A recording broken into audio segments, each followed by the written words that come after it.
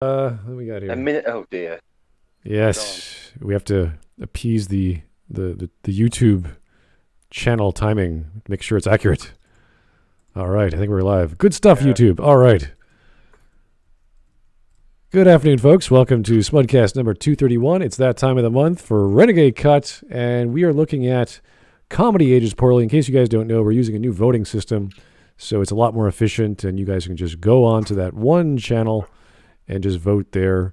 The mods take care of everything. I look at the number, I go, boom, there's the mod, there's the vote, and we're ready to go. So we have a whole bunch of Renegade Cut videos due every Friday of some time of the month, probably the second last week, just so we have time for the other time of the month, which we don't talk about as much as possible. Yes, thank you, Dunn. So Menstruation. so so Renegade Cut.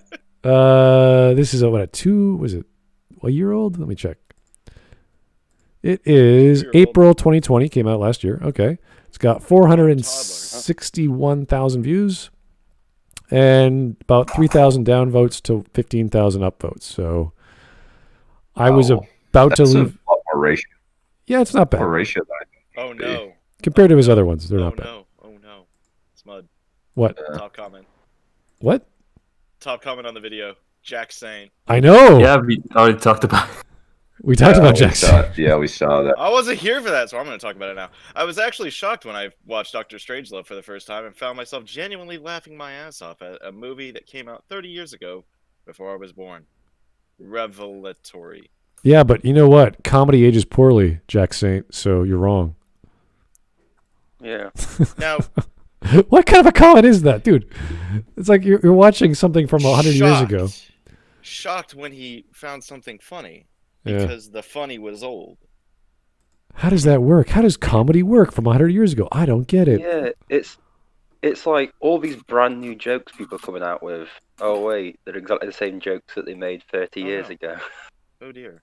I am experiencing. It's just that the people now are Mhm. more easily Hearing it. offended. No, it's just that you're hearing it for the first time and you think it's brand new. That's the only difference. If you actually watch things from old, you go, hang on, I've heard that joke before. Then you realise that most of the jokes now are literally reworded Uh-oh. from what it was I just fucked myself. 30 years ago. So when you're talking about comedy, there's various reasons why it's funny. The way I see it is it's usually an exaggerated truth. So it's like males and females relationships. Those are the easiest ones to look at. But a lot of things, not just comedy, but anything from yesteryear is topical. It's sensitive to the times. It's the mentality, the history, the understanding of what's happening there. We could look at, hell, let's look at Shakespeare. That's extremely topical. He wrote plays for, I think he wrote about 7 or 8 plays about Henry, Richard II, Richard III, and in between all those Richards was Henry the Fourth, the Fifth, and the Sixth. And I think half of that's the War of the Roses.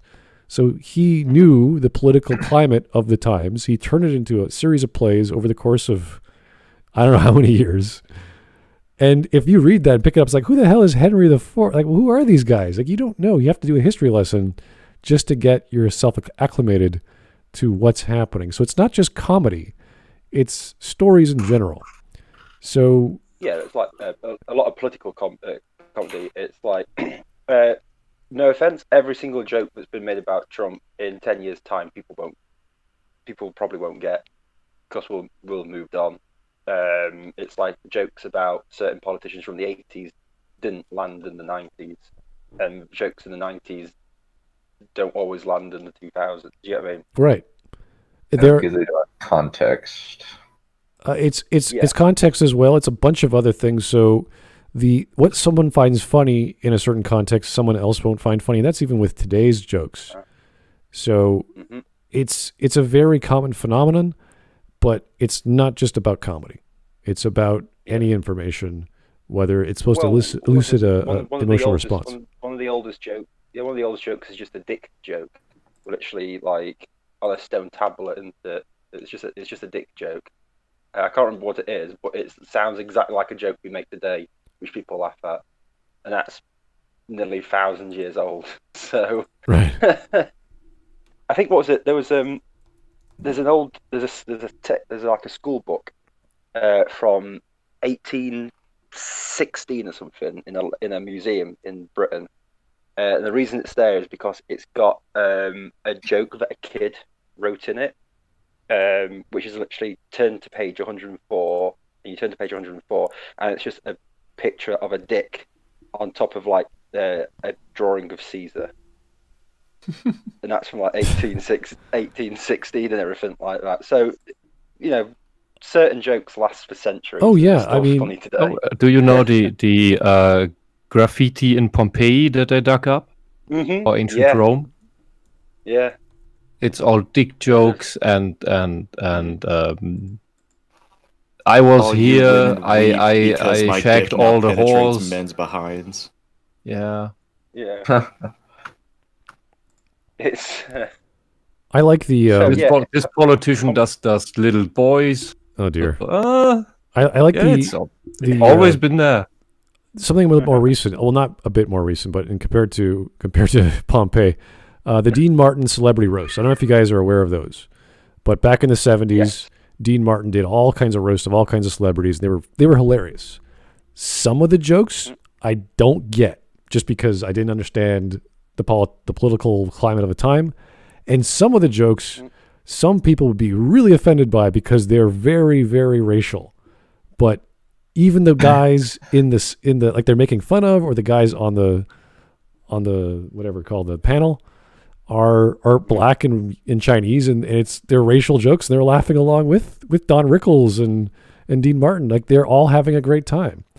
So it's the sensitivity of the times and what that meant and what you could do with that to make fun of people. And I think a lot of the problems people don't find comedy funny anymore is they're so uptight. They're so overly sensitive about all this racial crap and all this other sexual Or crap. It's just they'll easily find they don't find anything that might offend them funny, but if it offends somebody they don't like, they find it hilarious, and that's a problem. Yeah. No one can laugh at themselves. No one can laugh at themselves Yep. anymore. so it's topical. So- That's what it comes down to. And if you're not aware of the topic, if you're not aware of the sensitivity of the times, you're not going to find that thing entertaining, whether it's comedy Yeah, or drama but also, or whatever. if you can't laugh at yourself, then you're not going to find many things. Well, Then you because- also haven't grown up properly. this You still have explains some growing up to do. this explains a few things about Renegade Cut. I don't know what, but he doesn't get comedy very well. So Oh, he does not. Well, why would you laugh when you're in South Korea? It's just oh boy. Okay. This is a 12.5-minute video. This will take us some time because it's Renegade Cut, and we are going to go crazy the first few 5 minutes. hours. Excellent. Let's go. Yeah. All right. Jake the Surgeon, thank you, sir. Smud, will you read me The Art of War in your smooth voice before I go to bed? You know what? I wouldn't mind it because I actually have read that, and it's kind of poetic. I kind of like Yeah. it. It's a nice one. It's simple. It's very, this is how it works. This is what you do. Done. It's good stuff. So, Jake the Surgeon again. Want to hear a joke? My existence. Oh, Jake, come on. Rough on yourself. Ooh, self-deprecating humor. Actually, Yeah. Wow. How original. Beautiful. God. That joke's gonna age poorly. Oh boy. When Okay. When you become successful and make loads of money and live a happy life. All right, guys. Positive. 12.5 Okay, minutes. I Start. think I got my sound working. I don't know though. Oh, there you are, Zach. I can hear you now. So I don't know. I did the Windows update. I don't know if anybody's seen that. But Yep. somehow it fucked all of my sound settings in half, and now nothing works. So I've done some very contrived bullshit to be able to hear you guys and the video. cat skis. We'll see how it goes. All right. Okay. If anybody has fixes for Razer Synapse, let your boy know. Okay. Okay. You guys ready? Boy, Let's do it. Zach. Oh, I'm ready, but I'm not prepared. In the 1994 comedy Ace Ventura: Pet Detective, the titular character discovers that Lieutenant Lois Einhorn had gender confirmation surgery. So we're gonna pause right here. No. All right. Why am I here? I swear to fucking Christ, Renegade This is the Cut. first fucking line. What? If you try to tell me that Ace Ventura aged poorly, I will find you and I will kill you. 15 seconds. 15 seconds, everyone. Help! Help! I just Finkel, I will Einhorn, look for Einhorn, you. Finkel, Finkel, Einhorn, Einhorn, Finkel, Finkel. I will find you, How can you and I ever will look kill at you. Also, by the way, Einhorn, who is also Finkel, is a murderer. So I think that makes it worse. The actual Yeah. game makes it worse. yeah, It's a and corrupt cop. It's just Strange.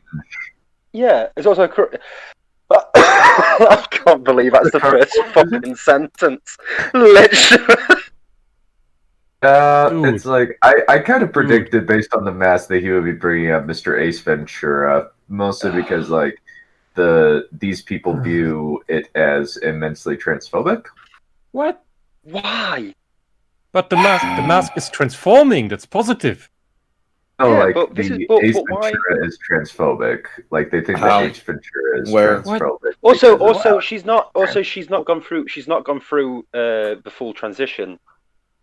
You mean, Because- like, isn't that It the hasn't same been- problem in She's the still Naked Gun? either she's a man or this is the worst case of hemorrhoids I've ever seen. Oh my god, we can't make fun of the murdering corrupt cop tranny. Oh Yeah. no. How horrible for Laces us. out. I'm going to be very upset, and Murderer lives matter. Yeah. I'm gonna be Mhm. very upset. It's already Smud. It's a preemptive headache. A headache has like started creeping in. All right. It's Hold on. Before we go on, I got a thing from the Jehovah's Witnesses. So I think we should They found you before too! we go on. They didn't find me. They're in the streets. They jumped me. I got jumped. Do you know a person called I'm Punished Berserker? 3 days away from moving out of this fucking state, and the Jehovah's Witnesses found me. They found me. They knew my name. They like in the letter addressed to me. Like first of all, it was handwritten. strange. Whoa.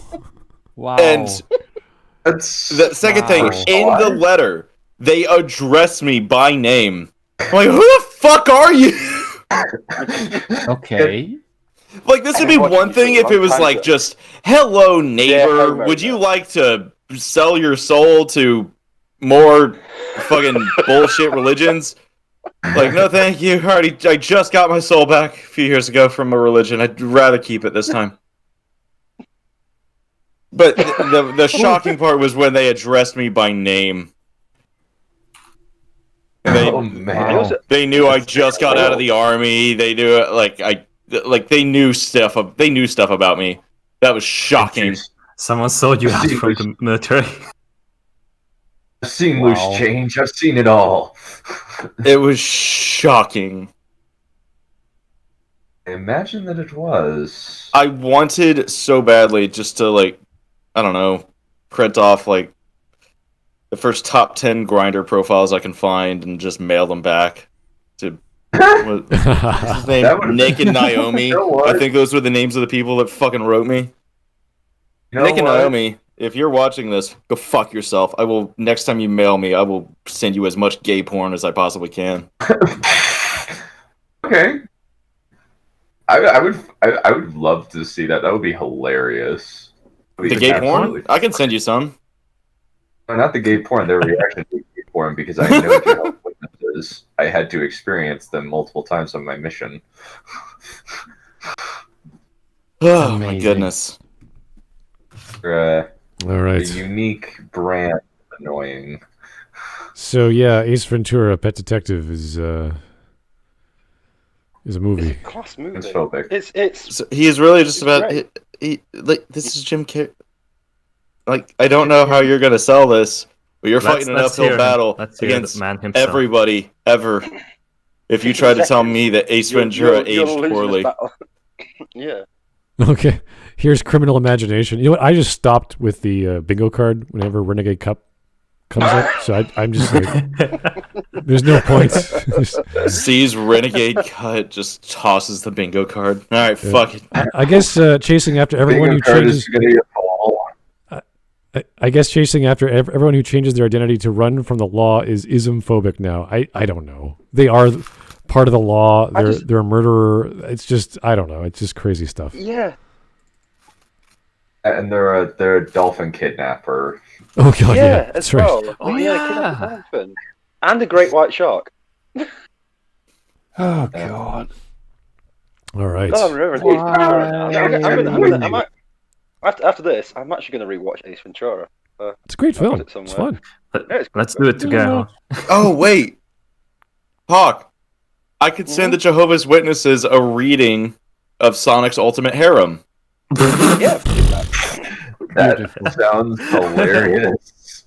Everybody in the call and everybody in the chat, if you have not read Sonic's Ultimate Harem, No. just a Stop quick it. rundown. If I want you to just in your mind think of a random thing in the female character from literally anything. Sonic fucks them, and there's a chapter dedicated to how Sonic fucks that female character. It's awesome. Go read it. There's 360 chapters. What? There's 360 chapters Whoa. of Sonic's Ultimate Harem. What? That is They are- exceptionally- They are as lengthy as Sonic's massive blue cock. These are some girthy chapters. Yeah. How about Yeah. no? You say you say no. Like You say no, but you'll be saying yes. Dude, I'm done with after one of my friends kept telling me of how awesome the Pokemon Slashfigs are. What? Oh my. Oh right, okay. Anyway, Ace Sonic's Ventura, Ultimate Renegade Cut. Harem. There is fan fiction of everything. Oh, here we go. and Sonic's there's- Ultimate Harem, there's chapter just- 107, Yeah. Bulma Briefs. Stop. Okay. Stop. All right, we're Okay. good. Zach, Thank no. you. Thank you. Good. Yeah, Zach, We need to hear What is Renegade it? Cut protect the we fan. need to hear Renegade Cut do something stupid. Yes. So I Well, can get- yes, we do. Of course. That's why we're here. So let's keep going. Jake the Surgeon. Oh, geez. Gay Fox Yif would do more, Zach. What the hell? What the hell? Is that English? Is he trying to talk about Knuckles here or something? I don't want to know. It's Well, it's funny that you mentioned Knuckles. So Sonic's Ultimate Harem is actually written by a fellow no, named Lil no, Knuckles. No. we're fine. Thank you. We're good. You sure? Oh yeah. Yes. Yeah. We're good. Oh yeah. Anyway, keep going. The Bat Boy. Scientifically. Thank you, the Bat Boy. Comedy doesn't age poorly. Society ages poorly. There's an interesting philosophical comment. Okay. Ooh. Yeah. Going universal there. Society as a whole. Okay. Anyway, 15 seconds in, and He's already talking bollocks, so let's keep yeah. going. All right. Speaking of She was bollocks, previously known as Ray No. Finkel, a disgraced Miami Dolphins kicker. As Ventura previously had some very brief romantic contact with Einhorn, he becomes disgusted with himself that he kissed a trans Because woman. he's At the climax No, of the he film, kissed Ventura a man. exposes Einhorn, both her role in the missing Dolphins mascot and her personal history, by stripping away her clothes and pointing out that she had not Yeah. yet had bottom surgery. This information alone is Bottom? enough to both disgust and terrify all the parties. me off so much. yeah, and even the dolphin. So what you said is, bestiality's fine. No, Then. no, that's not what I mean. That's not what I mean. No, not what. this not is what incredibly You transphobic. No. My problem is why these people call it bottom surgery. yeah, because the top surgery is the booby, and the bottom. Yeah, is but the, yeah. But I always found this terminology so fucking dumb because the association, at least the one we learn here in Germany about English, is that the bottom means the ass. Demi Moore. Yeah. I didn't know you were in this movie. But you're not having an ass surgery. Demi Moore's not in this movie. Huh. She's standing next to that one cop. The terminology for this in 94 Anyway, have probably deprecated by now. Yeah, well, it's just childish to call it bottom surgery. Just grow the fuck up, man. You Also, wanna complain about this all this all being transphobic and everything? Then at least use adult language, okay? He's not had his penis sliced off the buzzsaw. Yeah, I mean, this character is played by a woman, pretty good-looking one. If a trans woman could look like that, man, things would be so easy. Yep, and considering what he used to look like, supposedly. Well, if he was a linebacker, a quarterback, linebacker, I don't know. He was a kicker. Kicker. Okay. I don't know American. I don't know the American terminology for it. So, but yeah, he's supposed to be the kicker, and the reason why he failed his career was because the guy was it Dan? Who's it for the Miami Dolphins? Was it Dan Marino? Was it? Okay, no one's going to back me up with that. Okay, fine. He didn't hold the ball correctly, and he missed the kick, which is the reason why they lost the Super Bowl, and he got blamed for it, and that's why he's killing all these people. Okay, there's the plot. Takes Sonic's hand and takes him to the bedroom. It's a fun Sonic Zach, accidentally eyes on Bulma's rear and decide what... Zach, shut up! Zach, shut up! Shut the fuck up! Literally, shut the fuck up!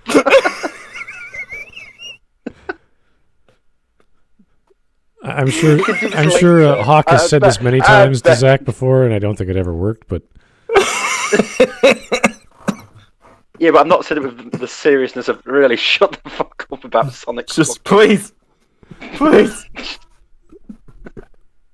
Zach, not while Ace Ventura is Zach, on. We can do this in a sloppy second. You can do that on your own time. That's okay.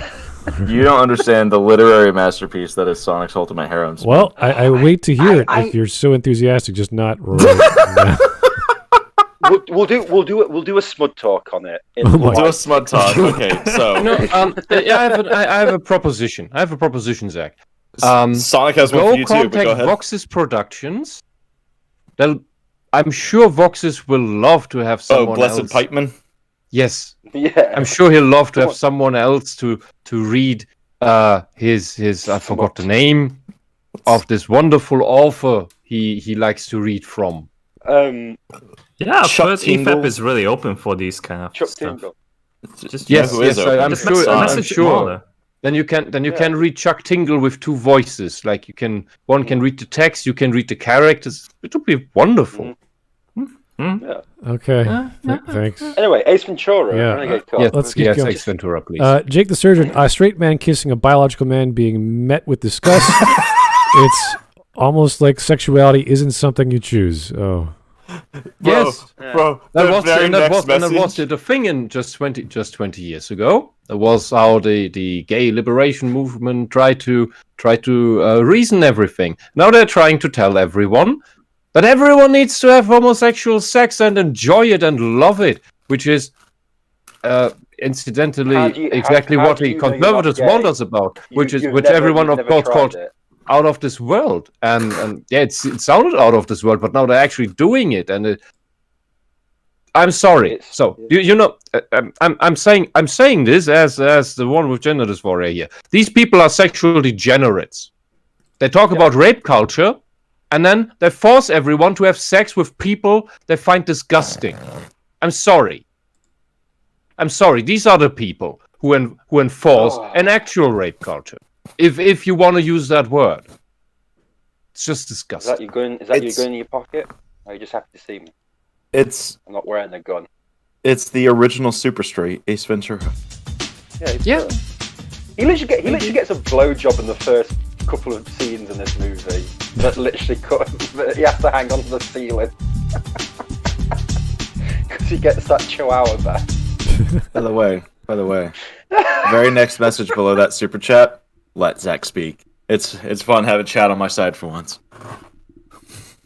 Oh yeah, chat's like. Was it Jack the Surgeon? Jake the Surgeon. Zach speaks for 5 seconds. Chat's like, oh, you know what? In fact, nah. Zach speaks the truth of Sonic's Ultimate Harem for 5 seconds. Chat, go on. You know, the joke is in this, from the story. I mean, it's ages that I saw the movie, so I don't remember the exact details. But from the story, this is a criminal who transitioned in order to commit crimes. So it's likely not someone with to murder people. Yeah.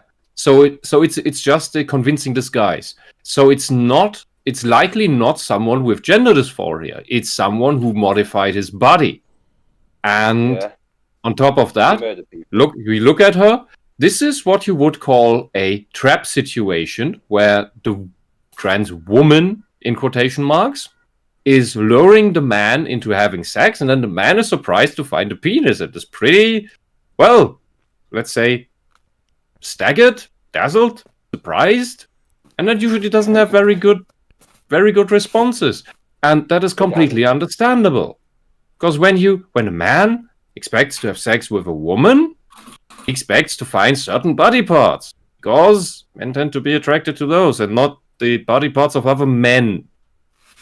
Because there's a difference between male and female body parts. I hate that we have to talk about this elementary school bullshit. Yeah, I don't expect to find myself halfway through a Star Wars lightsaber battle when I'm trying to have sex with a woman. Anyway. Yeah. This is just based in, hey, there's someone I am driven to have sexual intercourse with because my innate drive to reproduce makes it feel good. Whether you actually want a kid or not is another question, but that's what drives the drive. All right. When it turns out woman can't, then it's just what the fuck is this? Here's the donation from Tyler Preston. Thank you, sir. Oh man, if Ace Ventura was enough to trigger Renegade Cut, then he should stay away from the redo of Healer. Yes, I think he should. The revenge plan Kieru has for Blade, the psychotic lesbian, will cause Leon, who is Renegade Cut, a brain aneurysm. Well, the whole intro or premise of Redo a Healer, I think, would drive these guys up a wall. And if you haven't seen that on Twitter yet, it has occurred when it came out. So what? Redo? What? Redo of Healer is an anime where a guy who is a healer for a party gets drugged and raped for his abilities because if you touch his skin or any of his fluids, he can heal you and give you a buff. So good. He is able to use these abilities to also absorb the powers of others and actually restart his entire existence so that he knows what's coming. He knows who's going to abuse him. And it's a lot of rape. So Buffsploitation. Buffsploitation, there you go. All right, then. One way of putting it. I'm going to go ahead and avoid that one. Yes, let's keep on going. Joe Crazy, man, Sonic, and that you enjoyed the S... the sex, you could say it. What is that symbol? I don't know. That is a euro sign. Is that the euro? Okay. That's our fake currency over here. I gotcha. The Euros, didn't you? Mario assumed Chapter 258 Bumblebee? What? Probably citation from this not this stuff that Zach mentioned. That's a lot of chapters, but I see the joke Joe's making there. Thank you, Joe. As always. Oh no, I can't do that. If I did, Vegeta would kill me. It'll be our secret. He doesn't have to know, and besides, I'll be home all day, so how about it? Let's go to the bedroom. Thanks, Zach. That's great. Anyway, let's finally continue.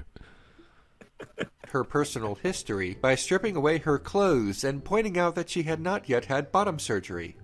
This information alone is enough to both disgust and terrify all the hardened police officers. Yeah, and they all kissed her and did all the terminology stuff. Yeah. Well, and though even a dolphin kissed her as a man and not a trans woman, the scene is nonetheless transphobic. This is a crazy. Yeah, he literally burns his clothes. Yeah, bruh, and cries in the shower. No. Did he say it's transphobic because they call the character a man? Yes. Not a trans woman? Yeah. You're an idiot. Renegade Cut, you're an idiot. Much a man. Yeah.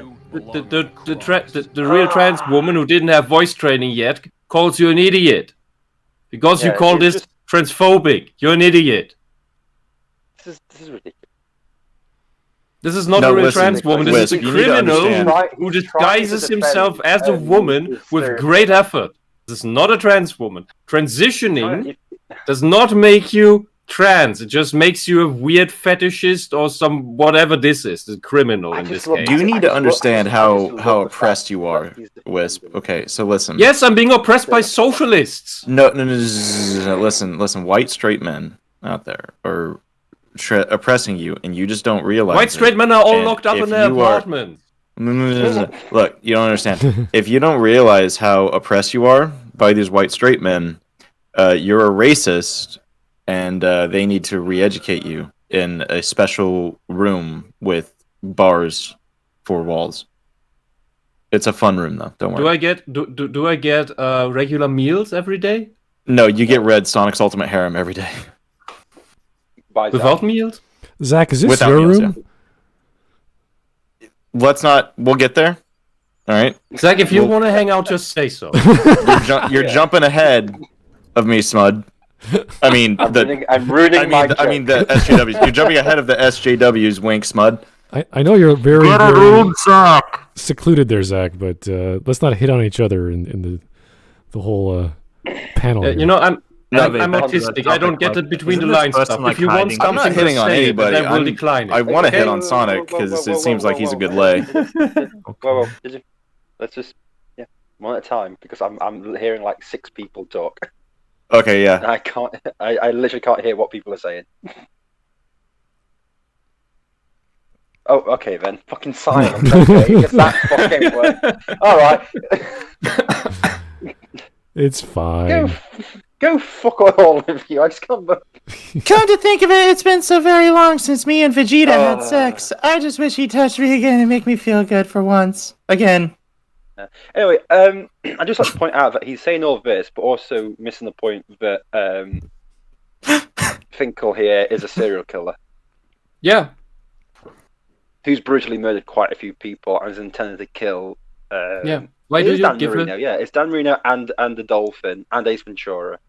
Yeah, why do you give that much shit about what a serial killer is doing to his body?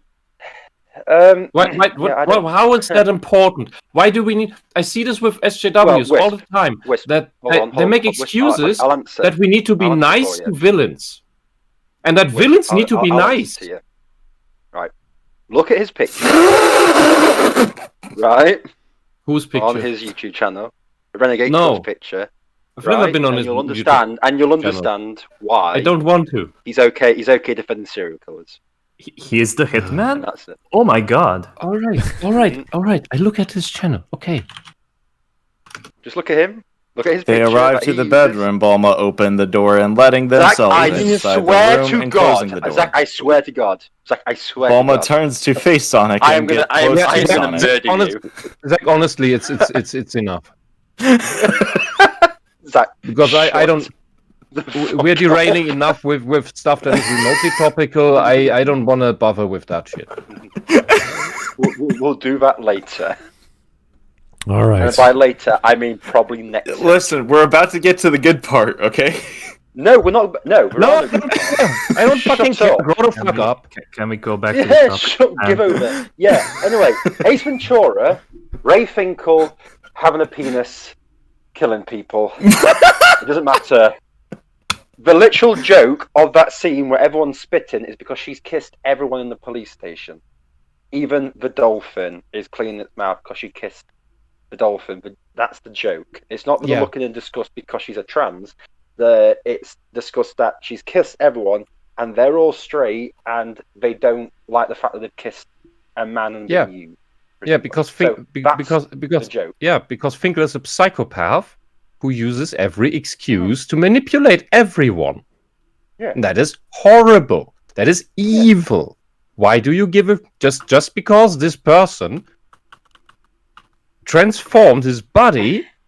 You expect everyone out of a hotel balcony to his death.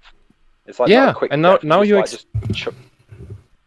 and now you expect us to be respectful to a serial killer who transformed his body in order to manipulate people, which has nothing to do with being trans, but all with being very, very mentally disturbed. Maybe you should look into your social justice circle, friends of certain certain alleged trans people who do quite similar things.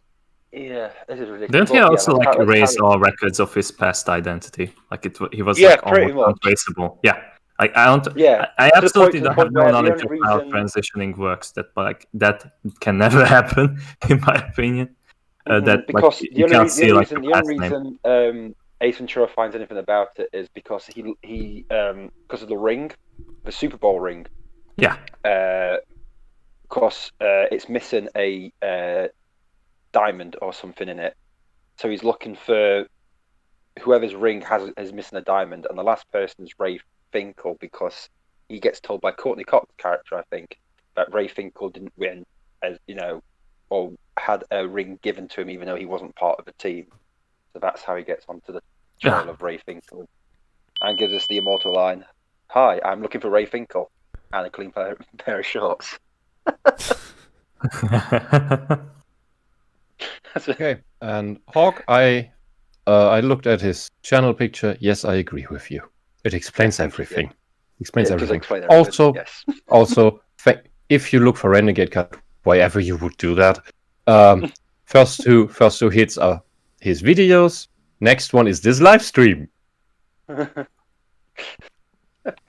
That's something. I guess.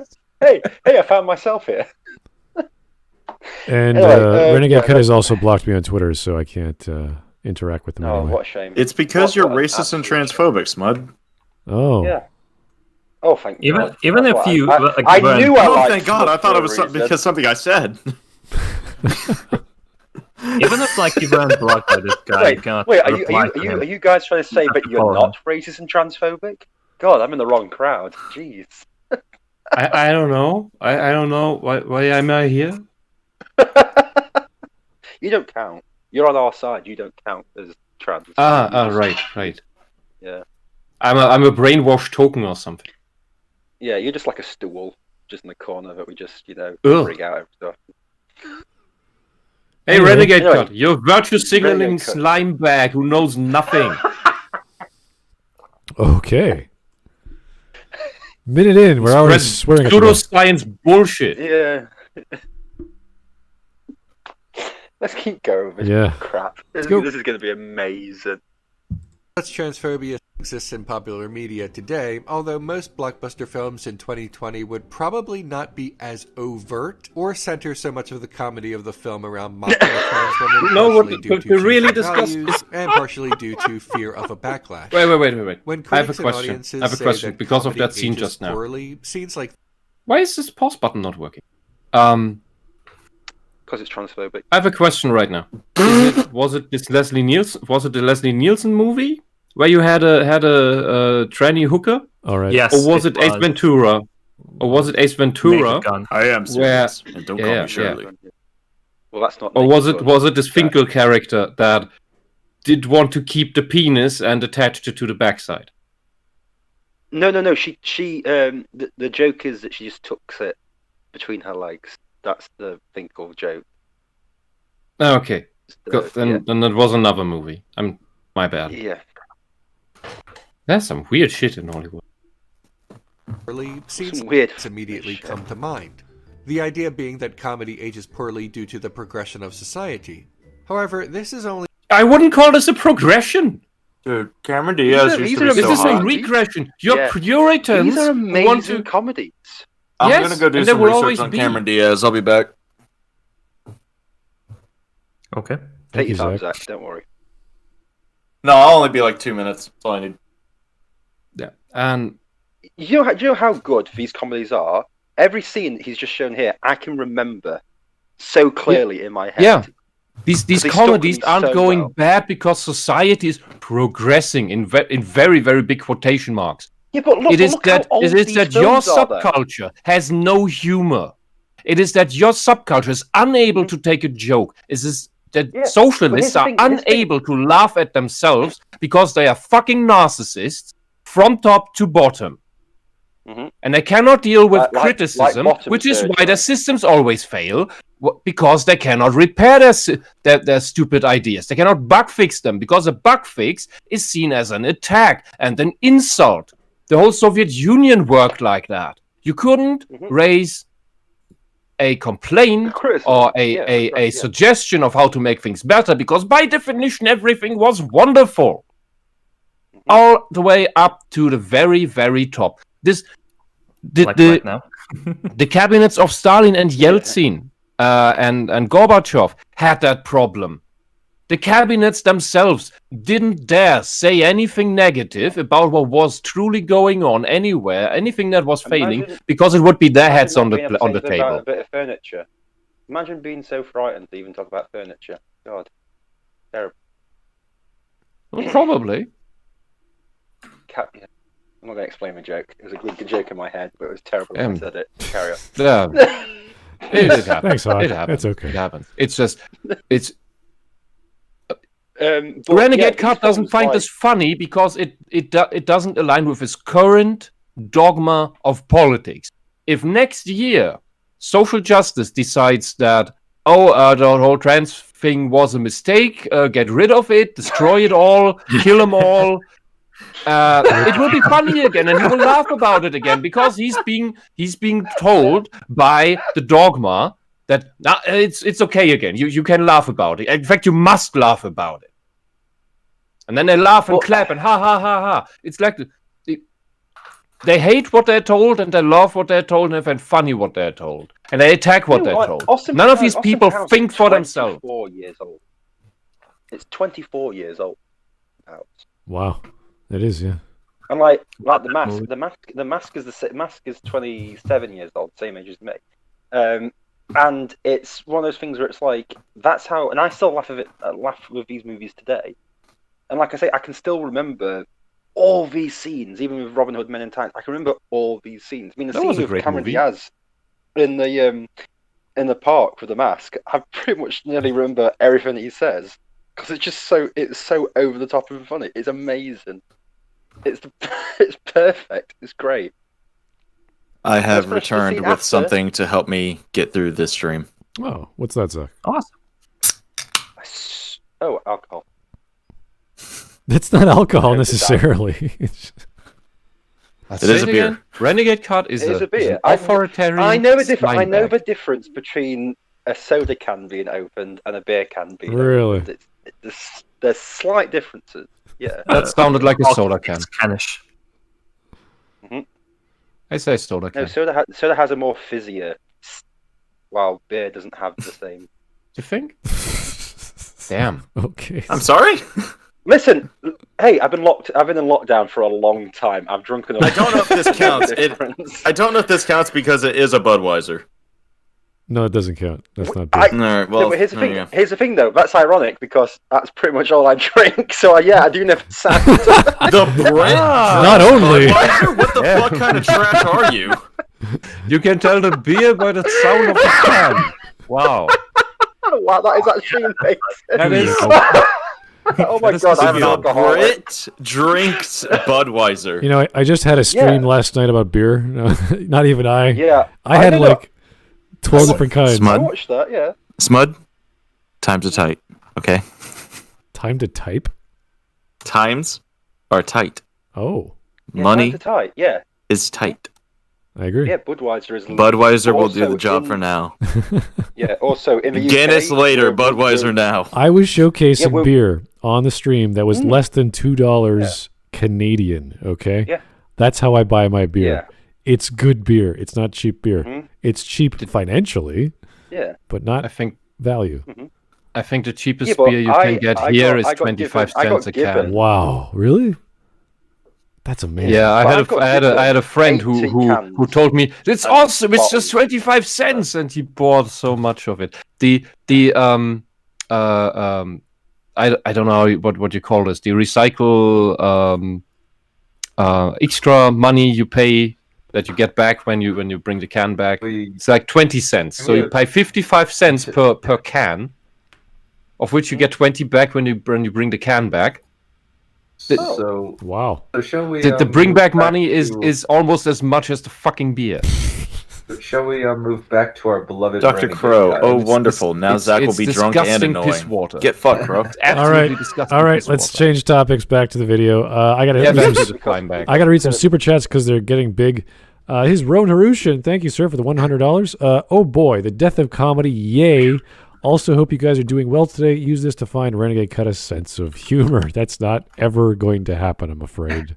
We've given up on trying to communicate. As I said, I read in the chat that he liked Ghostbusters 2016. Oh, yes. And I think this is proof that he doesn't have a sense of humor. He just finds funny what he's being told to find funny. Yep. And what the dogma says, and when the dogma says this is not funny, he's not laughing. I bet he's not thinking for himself. He's not an individual. When he was in his mid-40s. He's an extension of mind, circle jerk. He's just an extension of an ideological demon. He'll have found all these movies funny back in the 90s when he was, in North Korea. I mean, now he's a more. What is the North Korea joke? Did I miss something? He said he taught English in northern South Korea. Northern, yeah. And then went to northern South Korea, to teach more English to the natives. And I was like, northern South Korea. That's called North Korea, mate. So no. I can get it because I was like stationed at Camp Casey, and that is like a fucking 3-minute bike ride and a brief walk to the border. Oh man. Like maybe he was there at the time. Though. You literally said I was in South Korea, or just like that. You wouldn't say I was in northern South Korea. No one calls it. No one. Really that's the meme in itself. I get it, but I don't know why he would ever say that. But I was at Camp Casey. That was like right next to the border. Oh, we also flew. I can imagine that he just stayed in Seoul, which is in the northern part of South Korea. And then maybe took a visit to North Korea. How awesome it is. Spent a year in the Seoul jail is about the middle. He just jumped over the border. He took a quick stroll just over the border, that 5-mile border landmine.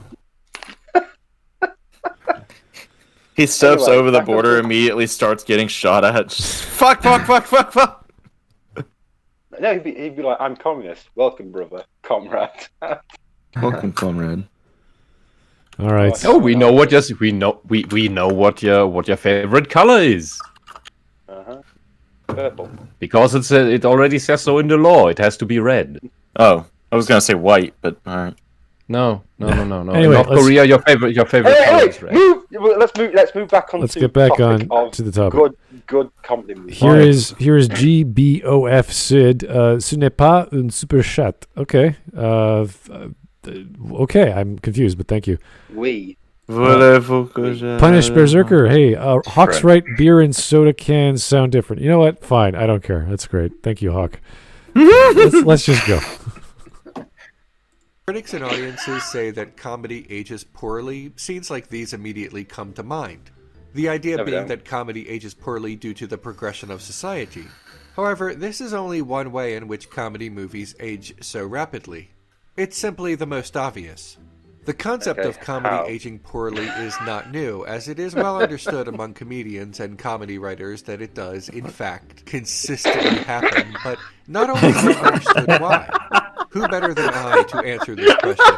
Who better than I to answer this question? Literally anybody else. I'm sorry, you can't show me that scene of you must Monopoly guy. Thanks for you must be the Monopoly guy. This guy is so low energy.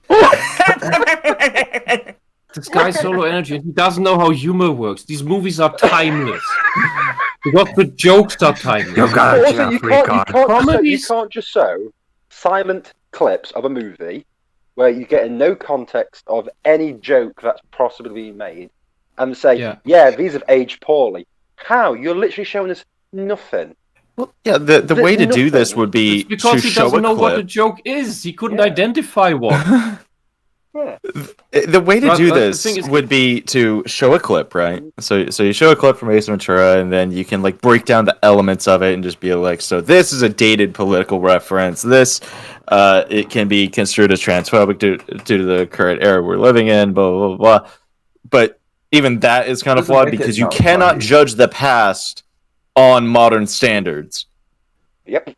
And that aside, comedy only really ages when it is about present day events, usually politics. Mm-hmm.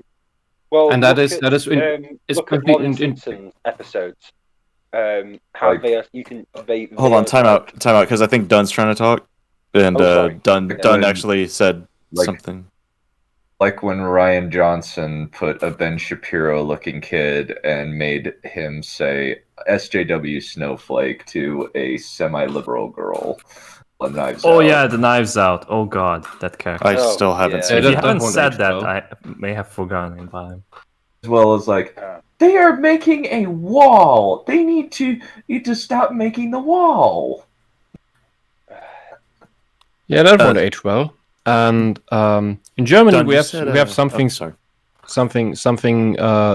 in regards to political comedy. It's called political cabaret or cabaret, and so it's not the sexual kind. It's just I think there's a pun involved in that. I don't know, but it's quite famous German comedians, and they're often as famous, if not more, than the stand-up comedians in Germany.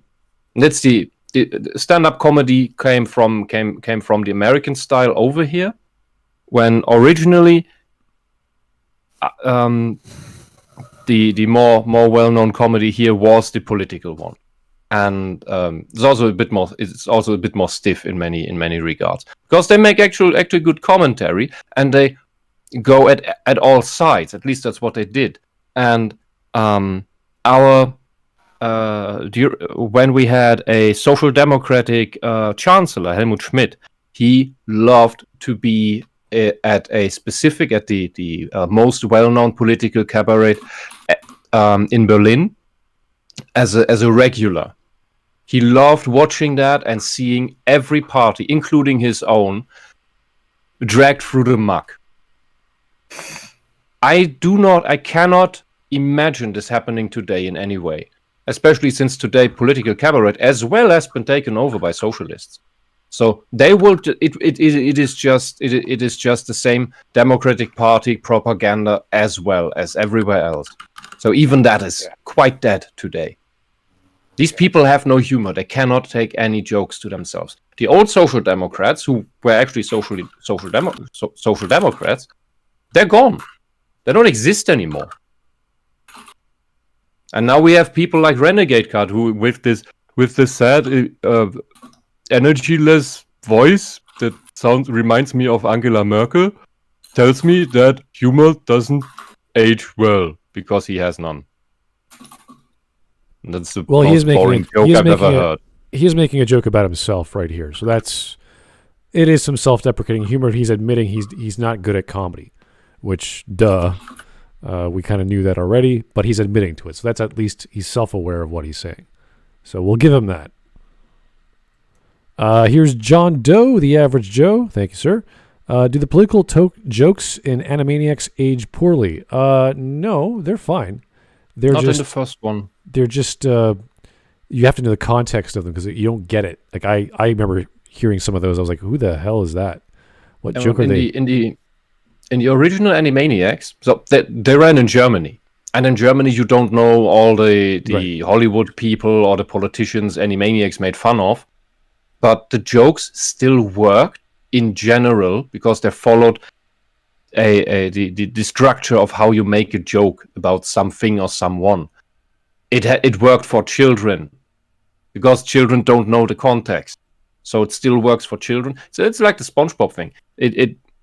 You have the joke that works for the kid, and you have, when you add the context and the knowledge, it works as well or better for the adult. That's why the old Animaniacs keeps working. And I would doubt that the new stuff would, where they make the glass ceiling jokes. I don't think that works in 10, 20 years still. Imagine All right. not. Keep going. Yeah, one more. Also, hello, Glib. Oh, hey, Glib. Francis Ford Coppola. How's your sex life? Oh, yes, thank you. Renegade's title is a cope and a half of I've ever seen one. He's just salty comedy films he liked aren't being praised like the good ones. Pathetic. It's kind of funny because he made that video about when he was, what's the word he was using? Radicalized, I think. And that was probably, that was probably around the time these, well, maybe a few years after these videos came out, these movies came out, right after the 2000s. So it's kind of scary to hear that you've lost your sense of humor because of your political ideologies. That's what radicalization does. And you could say the same thing of religion. You could say the same thing of any sort of belief that you have, where you're no longer laughing at something because, oh, geez, there's so many reasons why. But do you remember one of the key lines at the end of The Name of the Rose, where the old monk sits in a burning library? Or well, before that, it's a couple scenes before that happens. I know the movie. The Forbidden Book. The Forbidden Book is a book about humor, about comedy. And the blind old monk who hates it, and the book is poisoned, and Sean Connery's character doesn't die from reading it because he's not licking his fingers, or he has something gloves to protect his fingers. He has gloves on to turn the pages. Yeah, which the blind monk doesn't see, and Connery reads it and therefore doesn't die, which then infuriates the blind monk. Because the blind monk says that his stance is that humor is evil because if you can laugh about everything, then one day you will laugh about God, and that is blasphemy. That's his logic. And I see something very similar with socialism all the time. You are not allowed to laugh about anything of socialism, and once you have forbidden to laugh about the top key thing, then that trickles down that nothing associated with it is allowed to be laughed about. And that is how this society is at large, and it turns into a wasteland. Honestly, I can enjoy a good polygamy joke every once in a while. I always find those kinds of things hilarious. It's one of those things where you've got to learn to, like I say, laugh at yourself. You can't laugh at yourself, and you've got no chance. Yeah, I mean, and that's why I say I would laugh at myself every time I brush my fucking teeth. So anyhow. Yeah, and that's why I say I know it's one of these weird words, real trans people. They laugh about trans jokes all the fucking time, and we have no problem with traps. Traps are funny. That's the whole point. All right, let's keep going. But the socialists have. Yeah. Not even by accident. But what I lack in humor, I make up for in the twin abilities of reliably charting data and coming to reasonable conclusions.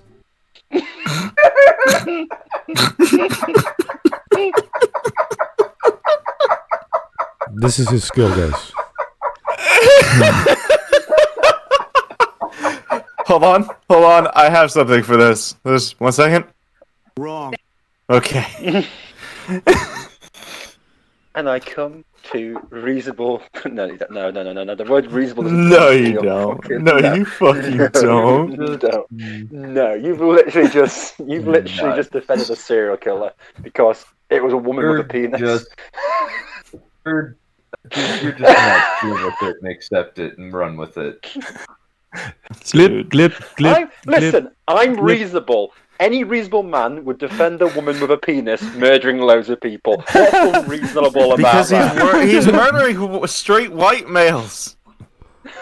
That's okay. Glib that in the chat really made me laugh. Thank you. Dude, Renegade, what the fuck? Mission failed. We'll get him next time. I just. What did he say? This is just. What did he say? I missed it. I'm not looking at the chat. What did he say? What did Glib say? Wisp. Glib says, well, now I have to scroll up. No, don't scroll up. It's a whole... He first was very kind and said, real trans people are cool. But I'm a fake cis person.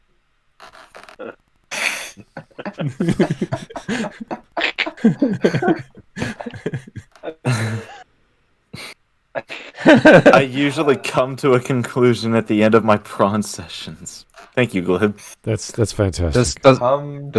Does comedy age better in an oak barrel? Ooh.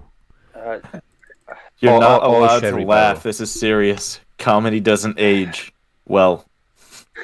Yeah, here's Francis Board Coppola. Hedge our bets, boys. Was Renegade Cut bullied too much or not enough? Not enough. Not enough. Not enough. Not enough. Quite clearly not enough. The question is, was he bullied while he was teaching? That's Probably. In North Korea. By little Asian boys. So whenever I see people like this, and it's just like, okay, you clearly, very clearly, were not bullied enough, or hardly at all, growing up, because your skin Clearly didn't have is any paper other fucking dissenting thin. opinion. He's You didn't have any alternative points. and he's so soft and low Grew up in a energy. bubble. Yeah, I don't think he was bullied at all. We had one time, and only one time, we had a replacement teacher just for 1 hour. I don't even remember which subject it was. And the irony about this is we were the most well-behaved class. Like we were the A class. We made barely any trouble. Teachers wanted to get our class because it was low stress for them. And then this one teacher came in, and he looked a lot like Renegade Cut. Same bald head, same low energy attitude, same facial expression. And he came in. Cuntish face, yeah, I know what you mean. Seemed like a repressed gay in retrospect, and yeah, really, it's an attitude. It's an attitude thing, because he was just in there for 10 minutes, and our class, he was so beta. He probably was gamma or omega. I don't know, just something beneath beta. No, because he was our not class, omega. the most well-behaved class in this fucking school,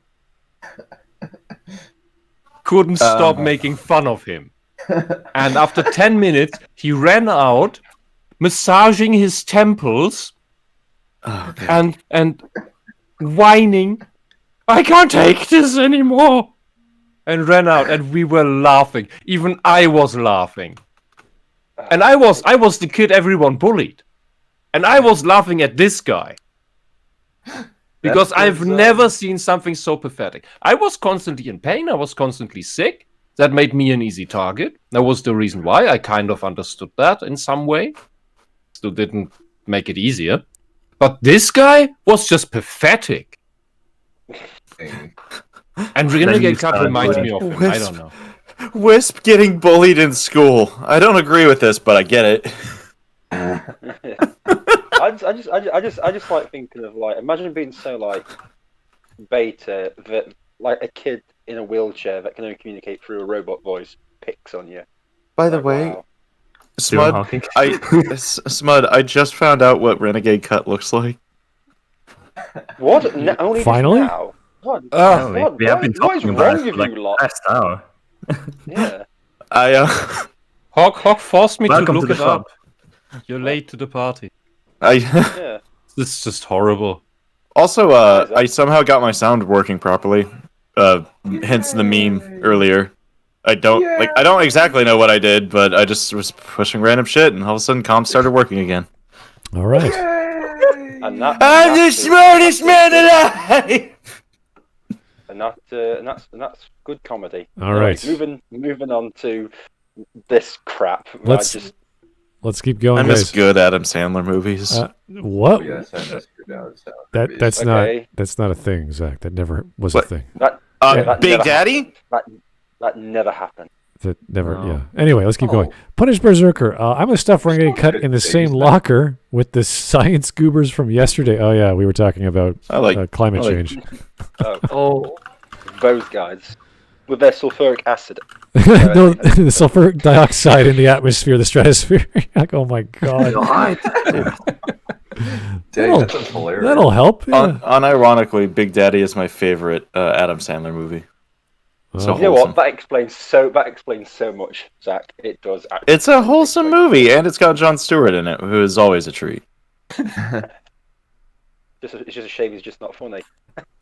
What? Jon Stewart? Anyway, moving on. Anyway, moving on. I need you to give me 5 examples of how Jon Stewart is not funny, or otherwise I'm flying to Britain and kicking your limey wet ass. Whoa. Let's not use adjectives we don't need to use. Fine. That's fine, Zach. Do it. I dare you. Anyway. I dare you. I dare you.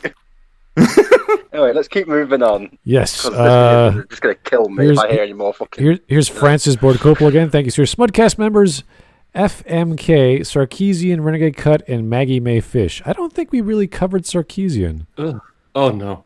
Is that... I don't think that's necessary anymore, is it? We have better things to do, like not killing ourselves. I mean, that is a really dead horse now. Yeah, it's pretty old and dead. It's mostly just kind of... It's mostly just accepted that Amnesia Sarkeesian is nuts. And a stuck-up prig. Yeah, and Sarkeesian would just be happy that someone's covering her because that's what she wants. She's probably happy that we're talking about her right now, so maybe we should just move on. She doesn't have the balls that Lindsay Ellis had, where Lindsay Ellis just said, "Shut up, movie Bob. I don't know you." Even the only thing of villains have a redemption arc. The only thing of note that back in the day there was an interview with her in writing where she admitted that she didn't do any of this for feminism, but that it was all that it's not about feminism, that it's all about pushing socialism. She admitted that, and nobody took notice of it. That is so funny. They just continued. Yeah, they do it openly. Sarkeesian bullied movie Bob. Holy fuck. No, Lindsay Ellis bullied movie Bob. Oh. Fuck it. They're all the same. Anyway. Glib. Here we go. Joe Crazy. Why are you bullying me? Wait, hold on. I have something for this. Why you bullying me? You fucking bitch. Why you bullying me? Wow, Alexis is on the stream. Damn, Alexis sounds different. Hey, leave Alexis alone. Anyway. What did Alexis do to you guys? You fucking bitch. Why you bullying me? Let's just move on. Let's go. Joe Crazy. I was part of a treble class for Earth Science. Okay. We may or may not have been the reason he retired the following year. Science. Oh, man. It's amazing. Okay. It's really funny. I mean, I'm not going to put 2 and 2 together there, Joe. So they quit a job. Oh, that's nice. Fuck, marry, kill. Anita Sarkeesian, Lindsay Ellis, and Renegade Cut. Kill all. Anyway, next. Kill. I'm fine to marry Lindsay Ellis, have Anita Sarkeesian, and kill Renegade Cut. You'll never have children with Lindsay Ellis. You'll just kill them before they get out. Get bullied, wow. Zark. Wow. Okay, I've just been called Zark. You know what? You're not wrong, technically. Alright, well, it's time to delete System 32. Anyway. The video. Lindsay Ellis is not that bad. I want to see where he's going. Crazies. Oh wait, no. Fuck, marry, kill. Maggie May Fish, Lindsay Ellis, and Anita Sarkeesian. Fuck it, one of them. Anita Sarkeesian. All right, someone's having too much fun here. That means we have to watch more Renegade Cut.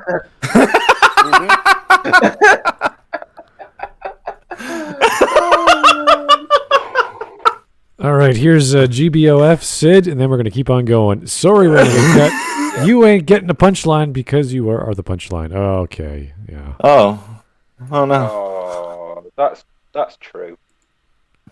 Anyway. That is mean and true. Anyway. Oh, did I say the quiet part loud again? Yeah. That's hurtful and true, so it cuts deep into. Merry Renegade Cut. He seems easy to control. Oh no! Wow! Oh no! We've got real psychos in our audience, and I love it. Yeah, it brings out the best of us. Anyway. No, it's amazing and hilarious. This is hilarious, dude. Either way, I think this is the most off the rails we've gone on this. Yeah, let's just. Well, he went 15 seconds into this video and talked shit so quickly. Like I'm honestly about Ace Ventura. I don't care what Renegade Cut says about comedy anymore, because 15 seconds into this video, he made a bullshit point, and then he's tried to about Ace Ventura. What the fuck? Then he's trying to say that he's reasonable after making that bullshit point. Listen, I'm a reasonable guy. All right. Just because I'm trying to gas 6 million Jews doesn't make me unreasonable. Okay. I am a good person, a reasonable person, a law-abiding person, and I do not rape anyone. And I said all these things because they are true. Do not engage in cannibalism for any reason. Yeah. Oh. Zach, did you reinstall Fallout? What's going on there? Anyway. Anytime you need to say any of this is likely not true. Yeah, we should probably keep going with this amazing video. Yes, good idea, Dunn. Let's do it. My two good idea, Dunn. I've been saying it for the past 5 Join years. me, won't you, as I ruin everything because I have nothing better to do this week. I will limit these observations to movies only as far back as the early 80s, within my own lifetime, or quantum leap rules. Here's a hint, Renegade Cut. When you say things like that, could you learn to use something like, let's say, a sarcastic inflection of your voice? You know, it could help drive the pun home. Or always just any sort of inflection to your voice. Yeah, instead of just always talking like this in this monotonous voice without end, and you can never get a word in otherwise, and he just moves from sentence to sentence without pause. And I wish I knew that Picard's speech when he talks about. Like if you listen to like a 2015 video from Renegade Cut, like he's energetic, like it feels like he's a human. And now he's like a fucking zombie. Or even worse. He's not even fucking alive. Socialism draws our energy out of you. It's just nothing left. One thing that annoys me is with this, he's going like just into the 1980s because it's in my life. Why is it illegal to watch a film from before you were born? Sorry. Because one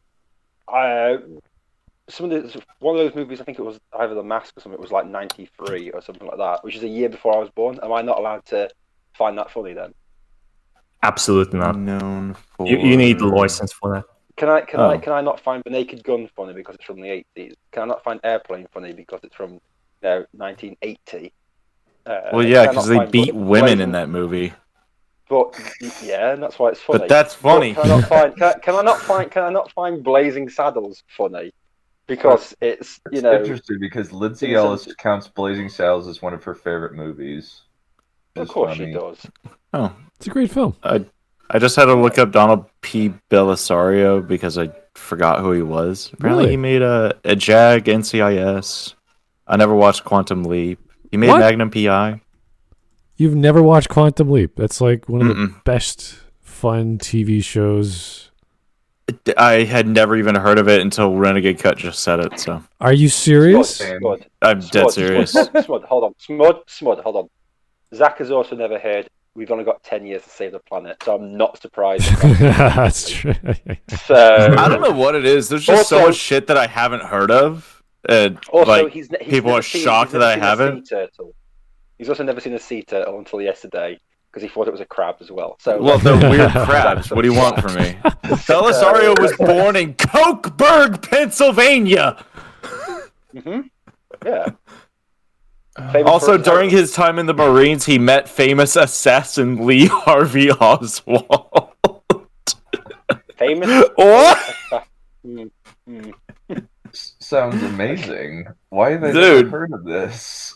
But Donald Paul Belisario. Oh wait, his father's name was Jethro. That explains the Leroy Jethro Gibbs. Smart, I found the Picard sentence that I was referring to. I'll from say it. TNG. I'll say it myself. He just kept talking in one long, incredibly unbroken sentence, moving from topic to topic, so that no one had the chance to interrupt. It was really quite hypnotic. Bullyburg, Pennsylvania. That is a great line. Wonderful. Great delivery. That episode is also really rubbish after that, to be honest with you. So. Wow, with like most TNG episodes, honestly. Shut the fuck up, Mark. I'm right. Fight me. Why you bully me? I'm right. That at least was a very, very wonderful scene. Yes. I guess. I like the fact that NCIS used to be good. To take Troy into a back room and practice human sexual intimacy. Wasn't it like a plot of like one of the episodes that she got pregnant? So many things used to be good, but now they're not, and life is terrible. Just live with it. Dunn, what is it like having to lived long enough to see all of your favorite franchises get fucked? Feels great, and they're coming for Wheel of Time next, which I'm. I know. Wheel of Time is another one of those that I just missed. Oh, jeez. I just missed it. I don't know. I completely missed Wheel of Time. They're ruining it in such an extreme way because they don't even get what Robert Jordan was doing, and he was mixing up all the cultures and ethnicities. So what's the fucking point? And they're ruining it. Soiled it. Soiled it. Soiled it. Soiled it. You've read it too? Oh my gosh. Okay, which one's your favorite? What? Huh? Which book's your favorite? Which book is of the Wheel of Time is your favorite? Not Fires of Heaven.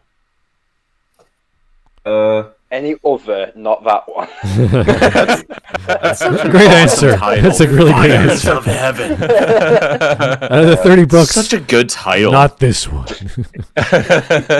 Yeah, there's 14 books, not including the prequel, and they're all about 1,000 pages. I'll And get Fires to of them Heaven is the someday. biggest one, and the least stuff happens because everyone is everywhere. The whole party is completely split all across the world, and everybody gets like one chapter. And there is character building in it. It's an okay read the first time, and after that, you never want to. When you reread the series, you don't want to read that book again because it's just so much nothing. That goes on a date, and Parent buys supplies. Is pretty much the extent of Crossroads of Twilight.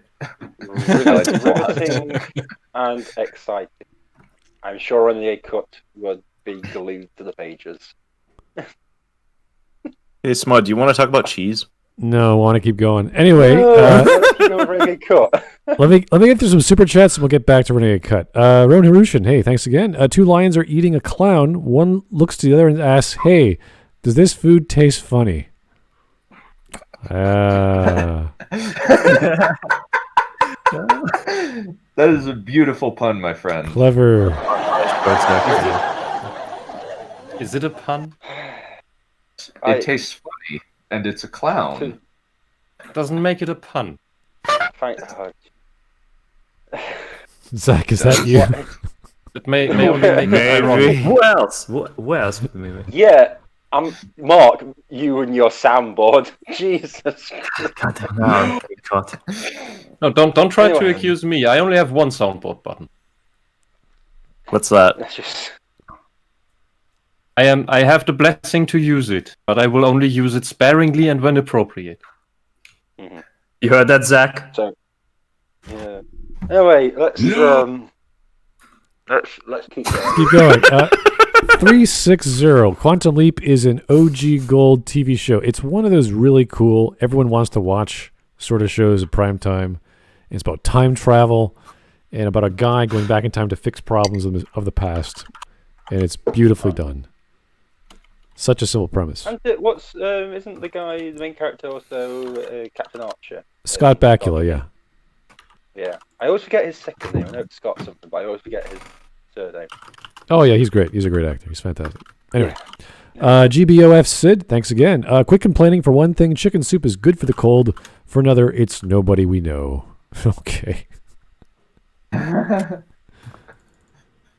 funny. Alrighty. Road Harushin, two cannibals are eating a Marxist. They starve to death. That is funny. That is very funny. Alrighty. Punish Berserker. My favorite Wheel of Time is a clock. Oh, jeez. Yeah. I'm not big into books. That's such a shit joke, Bess. And here's Sid again. So Thank you. Crap, it's amazing. Yes. It's so crap, it rolls its whole way around to being amazing. Yeah. Renegade Cut is visited by the chicken of depression. I have crippling depression. The chicken of depression? Like what? Yeah, you know. I don't know. I'm only familiar with the cosmic chicken. Okay. I was thinking of maybe like a Christmas Carol where you're visited by the ghost of Christmas past. You're visited by the chicken of depression. I'm like, what? The chicken of wow. I don't know. What the hell is a chicken of depression? I've never heard of that. Glib, if you keep bullying me, I'm going to tell my big brother on you, and he's going to beat you up. You better watch it. Dumb, stupid cowboy. Are you already drunk? Please don't use the big bro. All he's done is open the can of Budweiser. I don't think he's just drunk from that. What are you doing, step bro? Oh. I told you not to do that. Oh, no. Specifically told you not to do that. Alright, let's keep going. Let's keep going. Shadow Realm. Tabernacle and Renegade Cut's wife have the same boyfriend. Oh.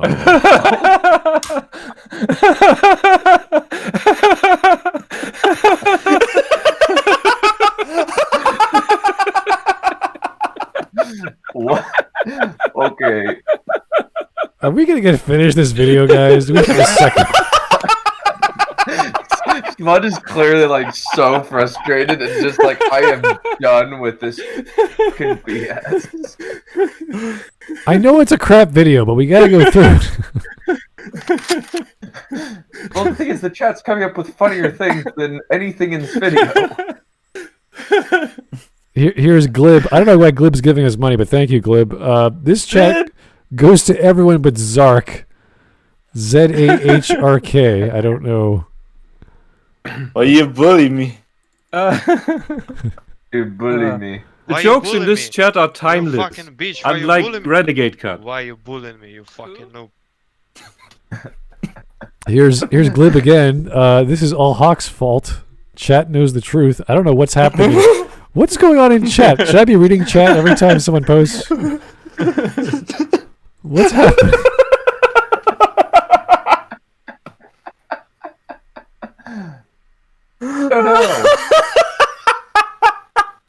RSG said in chat, a chicken of depression is one who wouldn't cross the road. Dude! Not across the road, along the road. No, okay? Wait. No, the chicken basic would go across the road. Yeah, but he would just stay there. Do anything. I was too depressed to do anything. So no, he goes to the middle of the road and just stands there, or he jumps in front of a bus. Okay, you don't know the reference, yeah? Across the road? No? Oh. No? Because I don't get it. Explain. You take a razor, hold it to your arm. And then what? You shave off all your arm hair? So I'm not saying you should do that. Why would you shave off all your arm hair? Not. I did that once. It was terrible. Did that once. It was an itchy experience. Oh dear. Okay. Can we continue? Just continue like way to go on through this. We're only 2 minutes in and we're already at 2 hours. All right, lack of attack. I bet Zach doesn't even read. Hey, you do that in private, okay? It's up Listen, to... I read many things. I'll get back to you. Oh, Gay God. Sonic porn. Here's Francis Board Couple again. Tell Glib to knock it off or my girlfriend who goes to another school will beat him up. I mean it, Buster Brown. What? Is that American? Is that American slang? I don't know what's happening there. I think he just came up with the most ridiculous thing he could think of and just went with it. Buster Brown.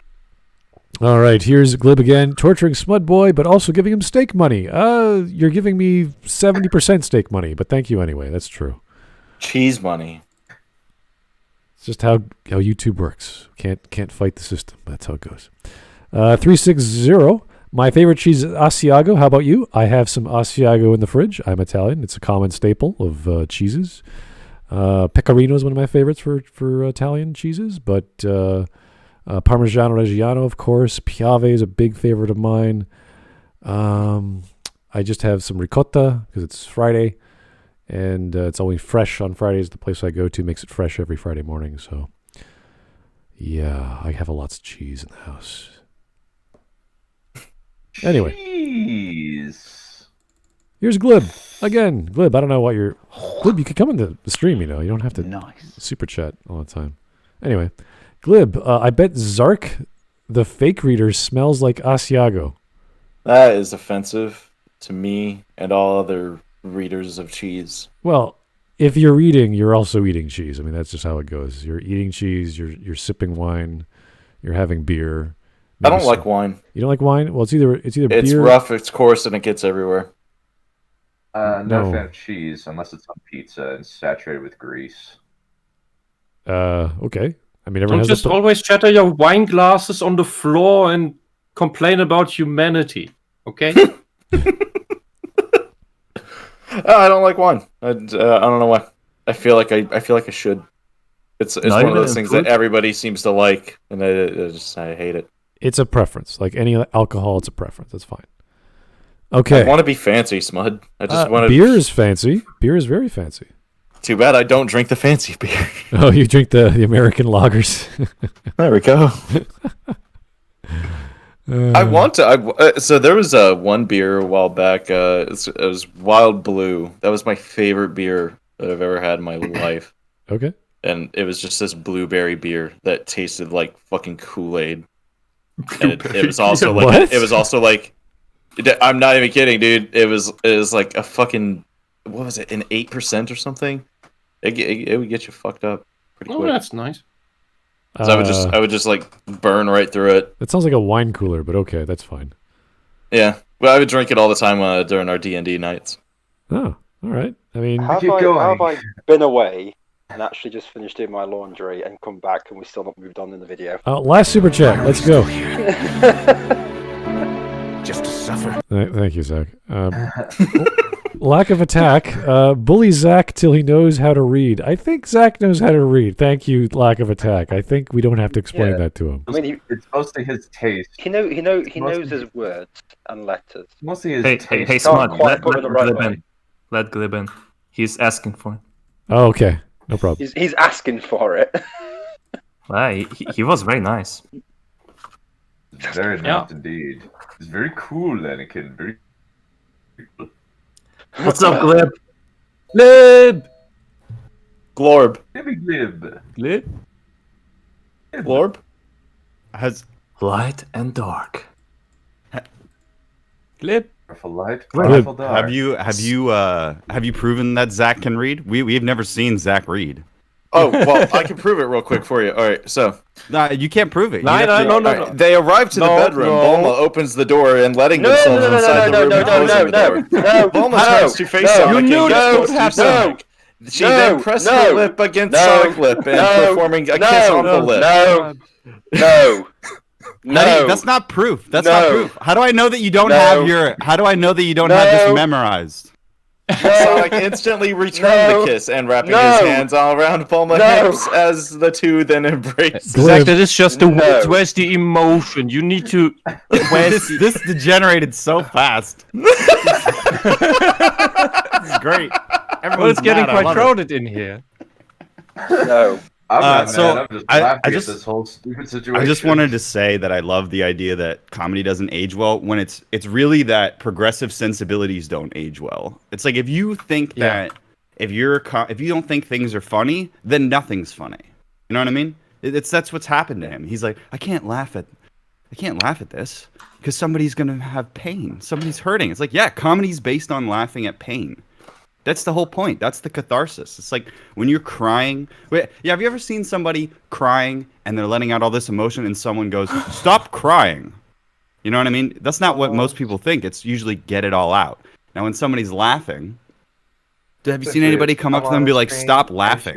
Every time normal people tell you to let it all out? Yeah, absolutely. If you're well adjusted, you're getting out the emotion. Yeah. Everything is all about release when it comes to art, when it comes to emotion. It's not about holding it in. You have a feeling inside, it's meant to be let go. That's what is catharsis. So when you laugh Germany is a very sick country. But it has been for a long time. Yeah. But that's a 7-hour conversation. Wisp, did you forget the whole 2 World War thing with Germany? Of course. No. I don't mean that. I don't mean that. You got to give more credit than that. To let it to keep it all in. Even around social workers and nurses and therapists, you have to walk on eggshells here. That's the hierarchical structure of ex-empire nations that have these constructs they're trying to uphold. It's because they're emotionally immature. They can't deal with their own emotions themselves. They never grew up, and so they can't deal with the problems of their patients. That's what's going on here. I don't know what that is like in other countries, but. I'm not just talking about medical system. What I'm talking about is culture not being able to handle, like what you're saying, individual. It's everyone. It's everyone, and that's why it's also in the medical profession where it should have been driven out of the students. Right. Okay. I don't remember what I was talking about anymore. Yeah, but sorry for derailing that. You were talking about. I'm blaming Hawk. This is all Hawk's fault. England. Releasing bad emotion. Oh yeah, well I mean it's just like Renegade Cut is dead inside, and he sounds dead inside, and so he's like, it doesn't age well. It's because like he doesn't think about anything. He doesn't really think like, why can't I laugh at this? It's because it's offensive. When was the last time that Renegade Cut laughed? When you take away people's laughter, they can't enjoy anything anymore. He doesn't sound like he could enjoy anything. Society is not cool enough for me to make my comedy shit. This might be the shortest amount of time that we've covered in a video ever. Because it's all Hawk's fault. 2 hours in. I'm telling you. It is my fault. It is Chat my fault. Understands. No, Hawk. Yeah. Hawk, not Dunn. Hawk, not Dunn. How the hell is Hawk sounds nothing like Dunn, you idiot. Yeah, Dunn. Why did you think you were a Hawk? What are you? You're not a Hawk, you're a Dunman. Anyway, so I have this comedy idea that's in my head, right? But I can't get it out of my head, and I don't even know if I don't think it's funny, but I do think it's funny. Do you understand? Like, I think that fucked up shit is funny. I think that stuff that inside makes me cringe is funny. And that's like that happened in our culture where cringe kind of took over because instead of laughing and being like, yeah, it's funny, whatever, that's a stereotype. Let's just laugh at it. People are not taking things seriously. So like I have this comedy sketch that I really want to do where it's a bunch of black Nazis that are going around and then they're with like a camera and guns and they're picking up random white people and Asian people off the street and pointing them at gunpoint and being like, say the N-word. Say the N-word. And then they have to say the N-word or else they'll kill them. And it's like, no, you say the N-word the loudest. can't say the N-word. You'll ruin my life. It's like, yeah, motherfucker. And then at the end of it, the last line that they say is, "How Hitler, my N-word," and then they leave. And it's like, why is that funny to me? I don't fucking know. But that if I'm sick in the head for finding that hilarious, then I want to get that out of my head. Amazing. The only way to get that out of my head is to do it. And I think I can explain the joke, but I would ruin it. Well, the joke is that it's two completely it's horseshoe theory. The joke added on. That's it. You put them in a double bind. And it basically all just comes down to everything's Hawk's fault. So once we can get over that as a society, we'll get somewhere.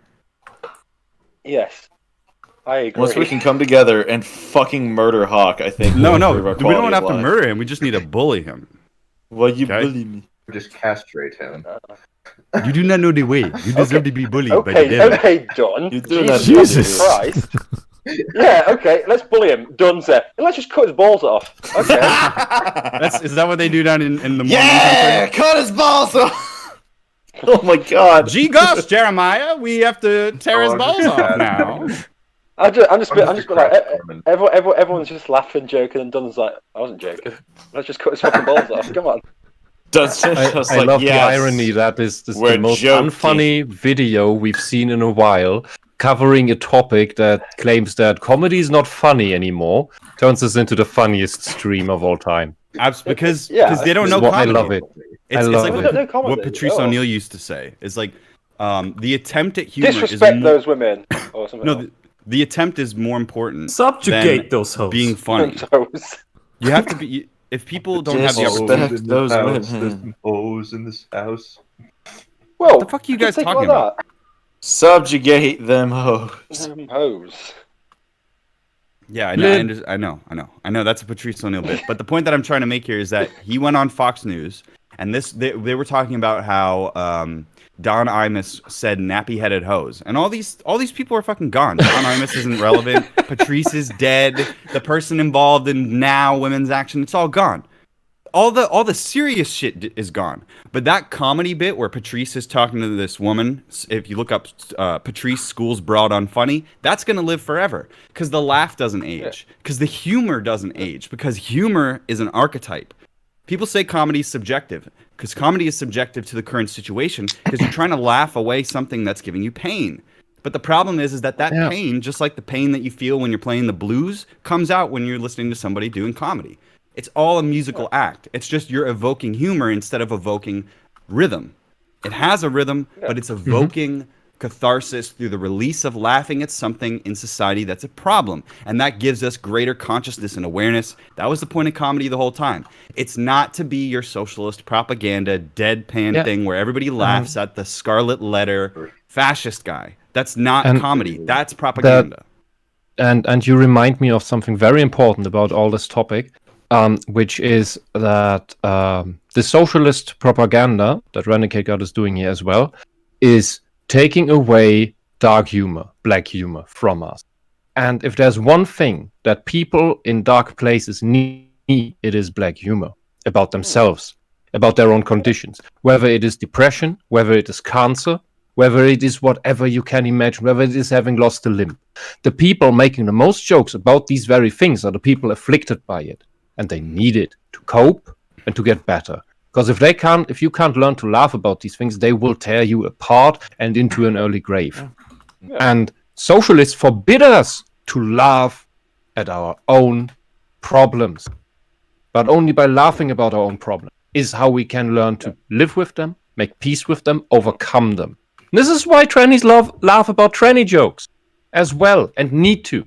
If you tell us we can't laugh about the perils of gender dysphoria, just as we can't laugh about depression and even suicide. There are some good suicide jokes, but it's usually only they come off as tasteless when it's made by healthy people. Yeah, but don't kill yourself over a bad suicide joke.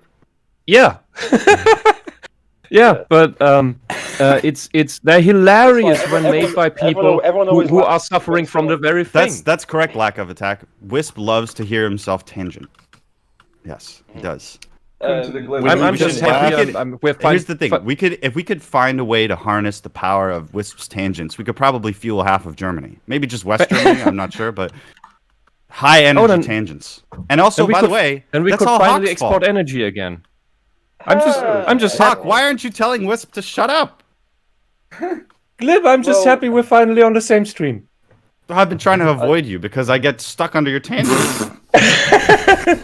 Can't did more than he does. And because Zark smells like Asiago. I can't be in the same room as this Asiago cheese motherfucker.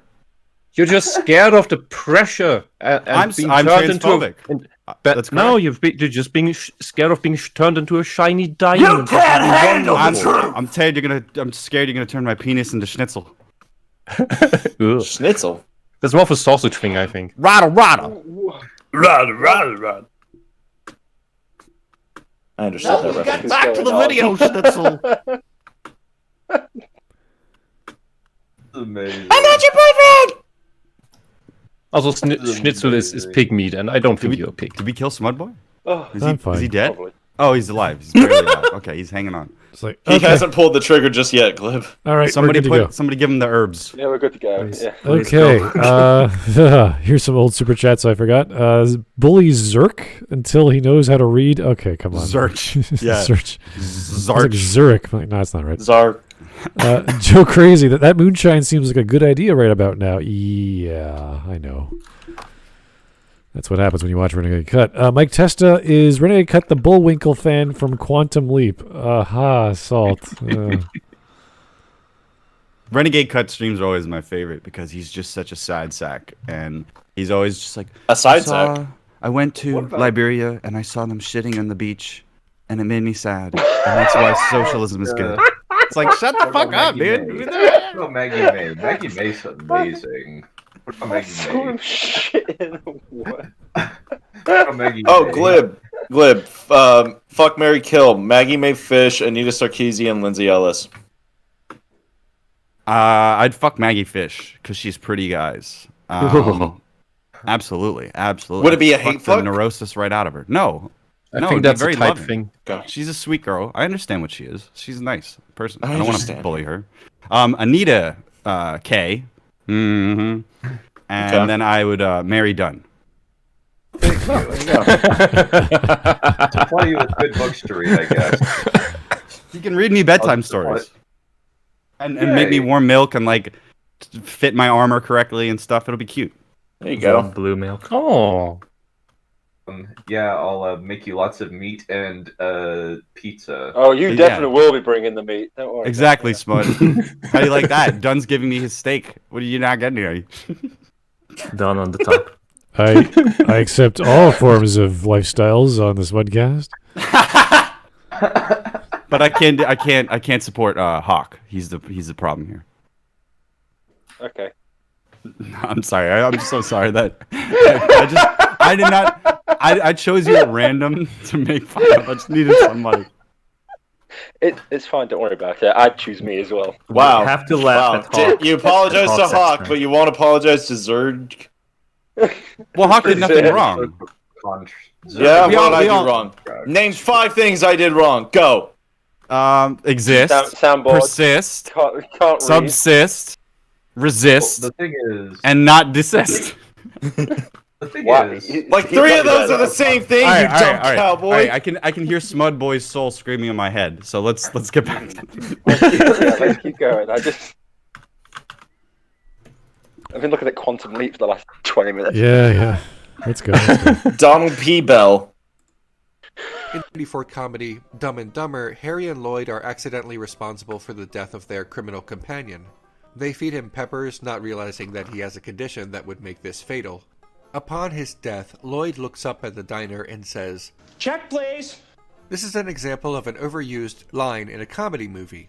Jokes, What? quotes, and That's a sidekicks classic that joke. What? So. That's not a joke. See, that one time that Jim Carrey said, check please, yeah, it's an overused line. Therefore, comedy bad. Be sad all the time. Get fucked. That's not a joke. They use that in life. They use that in all sorts of scenarios. Listen, if you laugh, you are a Trump supporter and a racist And a transphobe. That's all true, but that has nothing to do with this. Yeah. This is Yeah, standard check, please. situational Check, comedy, please, and it's been used a lot, but the structure it's the basic structure of a joke. And the more you see the same structure of a joke, the more you get bored of it, and the more you notice it. And this is just okay. Something happens. It's dumb. It's foreseeable for the audience. And then the character at the end says something tonally inconsistent or surprising that puts you off. Yeah. And that is that confusion of the situation creates humor. It's funny for a moment. Humor is responding to a situation with inappropriate affect. That's the part of it. And it's about punchline. Punchline comes from a garden path sentence, a setup to a logical conclusion, and then it ends in the illogical conclusion, which is why I think it's always funny that, like, comedians, to me, the paradox of being a comedian is that you look for the things in your life that are the wrong things, the things that you did incorrectly, the mistakes, and then you put that up there. Because the mistakes are usually funny. The conclusion of something is funny. Schadenfreude is funny, like I mentioned it before. The thing is that's happening right here is just when you make a comedy film and you're going to cut to the next scene when the scene's over, you want to end on a high note. It's like, so check please, and then just cut. Like that's not a big joke. That's just, oh, how do we finish this scene? A lot of improv style comedy, a lot of sketch based comedy does not have ending. There's no good ending because the punchline usually is the climax. How do you finish a scene that's not the climax of the scene? That's still funny because it's like trying to follow your big joke, the whole thing that everything's building up to, with anything. You're not going to be able to add to it. So what you need to do is you need to do like in music, what you do is like a fill where you have some sort of little drum thing or some sort of little melody to lead in a leading tone to get to the next thing. That's what these jokes are, and that's why you've heard them a million times because they're not really that well thought out. It's like something that somebody would just say, you know. It's like, and by the way, food, it's always like food stuff. Like somebody breaks up an entire restaurant, right? And they're like, I'll be taking the eggs to go then. Because in the beginning of the scene, they ordered the eggs, right? It's just there to bookend the scene so that the next sequence can begin. And the next sequence will probably begin with a serious setup. So this is the period or the exclamation point to the sequence. Yeah, it doesn't need to be a great joke. It's just a slight touch of humor that fits the general tone of character and movie in this case. So there are people for whom this is enough to already, I don't know, blow out their soda through the nose. But yeah, I wouldn't say it's not I personally wouldn't say it's not a joke. It doesn't make me laugh because I've seen these things too often. I don't think they made me laugh as a kid, but I saw the humor in it. This is the standard practice at a restaurant when you have to leave immediately. This is all it is. The fact that they just killed the guy is like, oh, we got to leave now because we realize we're in trouble. The same with any other instance where you have to leave. It doesn't matter. Yeah. Smart, but you're assuming that he went to a restaurant in his life, so he doesn't know. You're assuming that this man has stepped outside. You're basing of course he has the basic knowledge of these things. Absolutely has. What he does is, like what I said earlier, he goes to the restaurant and he's like, I know I'm eating Thai food at this Asian restaurant, but there's a Mexican working the chef's table, and I just wonder if this is what he wanted out of life. This is why we need socialism. I think the punchline to all jokes. The punchline to all that, jokes about Renegade Cut is that's why we need socialism. So I think that what you're not understanding of what Renegade Cut is trying to make us understand is that check please is transphobic. Check please is an alt-right dog whistle. Well, that's true. It's true. All right, let's. Can we talk about Babylon 5 because that is 30 years old and full of timeless jokes? I would love to. I love the show, but not now. Okay. Not right now. Not now. I just wanted to bring that point up. JMS is awesome, but not right now. Okay. But not right now since because been we're used barren and towards reused midnight too for many me. times since, and date the jokes retroactively. This may have garnered Why? laughs in 1994, but now that Check Please has been used so many times in other films, since the release of Dumb What and other Dumber, films? Name revisiting one. this film can't Yeah. elicit Name the 4. same response. Give us examples. Great. I wrote a hit play and directed it. So I'm not Oh wow, sparing it either. 1998. Can we get a check, please? Oh, come on. That's- Anything Bill Murray does is funny. Anything Bill Murray does is funny. It's Also, great. that's not said. That's not said in the same way as what he was said in. No, but Dumb and Dumber. it's the same. Like, he's just No, he's right. It's the same joke, but it's like that's like somebody joke. trying to tear away the comedy of a situation because he's ironically saying this isn't funny anymore. How can you fucking say it's not funny when people keep thinking about it as a relevant situation? That's like saying jokes about your wife aren't funny. They're going to be funny as long as people have wives. Because that's what's going to be the impetus for new things coming up. And people are going to keep living the same situations. These people are so upset. They're so fucking mad that they're not special angel baby beings. They're humans, just like us. Like Renegade Cut is going through life and the stages of life just like every other person. So we are all going to go through the phase of being an old man, hopefully, right? The phase of being middle-aged, the phase of being a teenager. We all went through that. We all had our own version of it. The individuality makes it funny, and the things that happened over and over again make it funny. The fact that there's always bullying, and it's Hawk's fault, that just is something that perpetuates throughout history. You're not going to get away from that. Yeah, what lots of people forget, not just people like Renegade Cut, is that every year there are still new kids being born. And as they grow up, they see all of these things for the very first time. Maybe the Bill Murray movie is the first thing they see. Maybe it's Animaniacs, Freakazoid, Babylon 5. Maybe it's Battlestar Galactica. I don't know. Could be anything. Maybe the first thing they'll see is something that hasn't come out yet. It's Sarah Chalk But and the Ryan jokes Reynolds. will still be there. They will see them for the first time and experience them for the first time. They'll not be tired of them as they grow up because they haven't seen them yet. Yeah, it's kind of ironic. He's going, look, this is aged poorly and all that stuff. It's like, why would people keep repeating the same stuff? Renegade Cut, you're a fucking communist. It's been the same bad joke for 70-odd years. So, come on. Why do people keep repeating the same things? I don't know. Why do people keep trying out communism when we know it doesn't fucking work? You can also try the same joke or humorous scene or whatever you want to call it in different flavors. Like the Dumb and Dumber scene, that's under pressure and awkwardness. The Bill Murray scene is very dry. Yeah. That's dry and sophisticated, and he's keeping his posture. Whenever I think of the Check Please one joke, I always remember Spaceballs with the alien doing the dance routine. Right? That's completely different. Iron Giant. Also, Iron Giant does this. That's I remember from classic German comedy of Loriot. I don't remember Classic his German comedy. Battle of Britain. Remember that old ditty? I'll show you some clip later. No, I don't want to know. I don't want to know. No, it's super dry. It's super dry. And they had restaurant scenes, and they ended with the Check Please joke, and that was in the 50s and 60s. So this is not just 1994. This aged poorly. Dude, this joke is probably as old as humanity. Hitler invades a Polish it restaurant. Aged poorly. It's and old. Says, it aged check, please. Dumb and Dumber invented Hitler restaurant. invades Poland. Gas, please. Gas, please. Hitler takes command. Jews, please. Why would he invade Poland? I mean, he should just offered Polish people jobs. Then they would have come to him. Doesn't make any sense. Yeah. See, that's comedy. It's not funny, but it's comedy. Yes. Here's 360 with $3.60 as always. Thank you. Rada. Okay. Rada.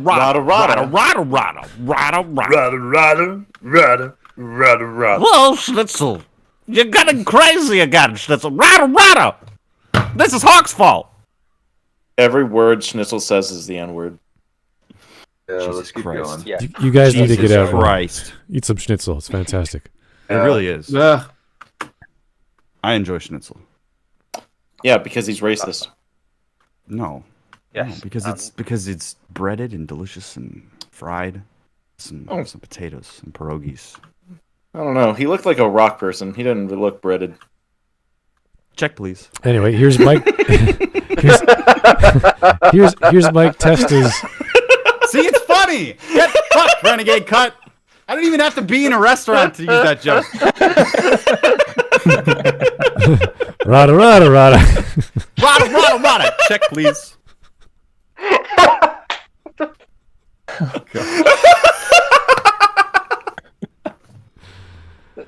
Here's Mike Testa's take on what we were talking about previously. That's easy. K, Lindsay, F, Anita, and M, Maggie.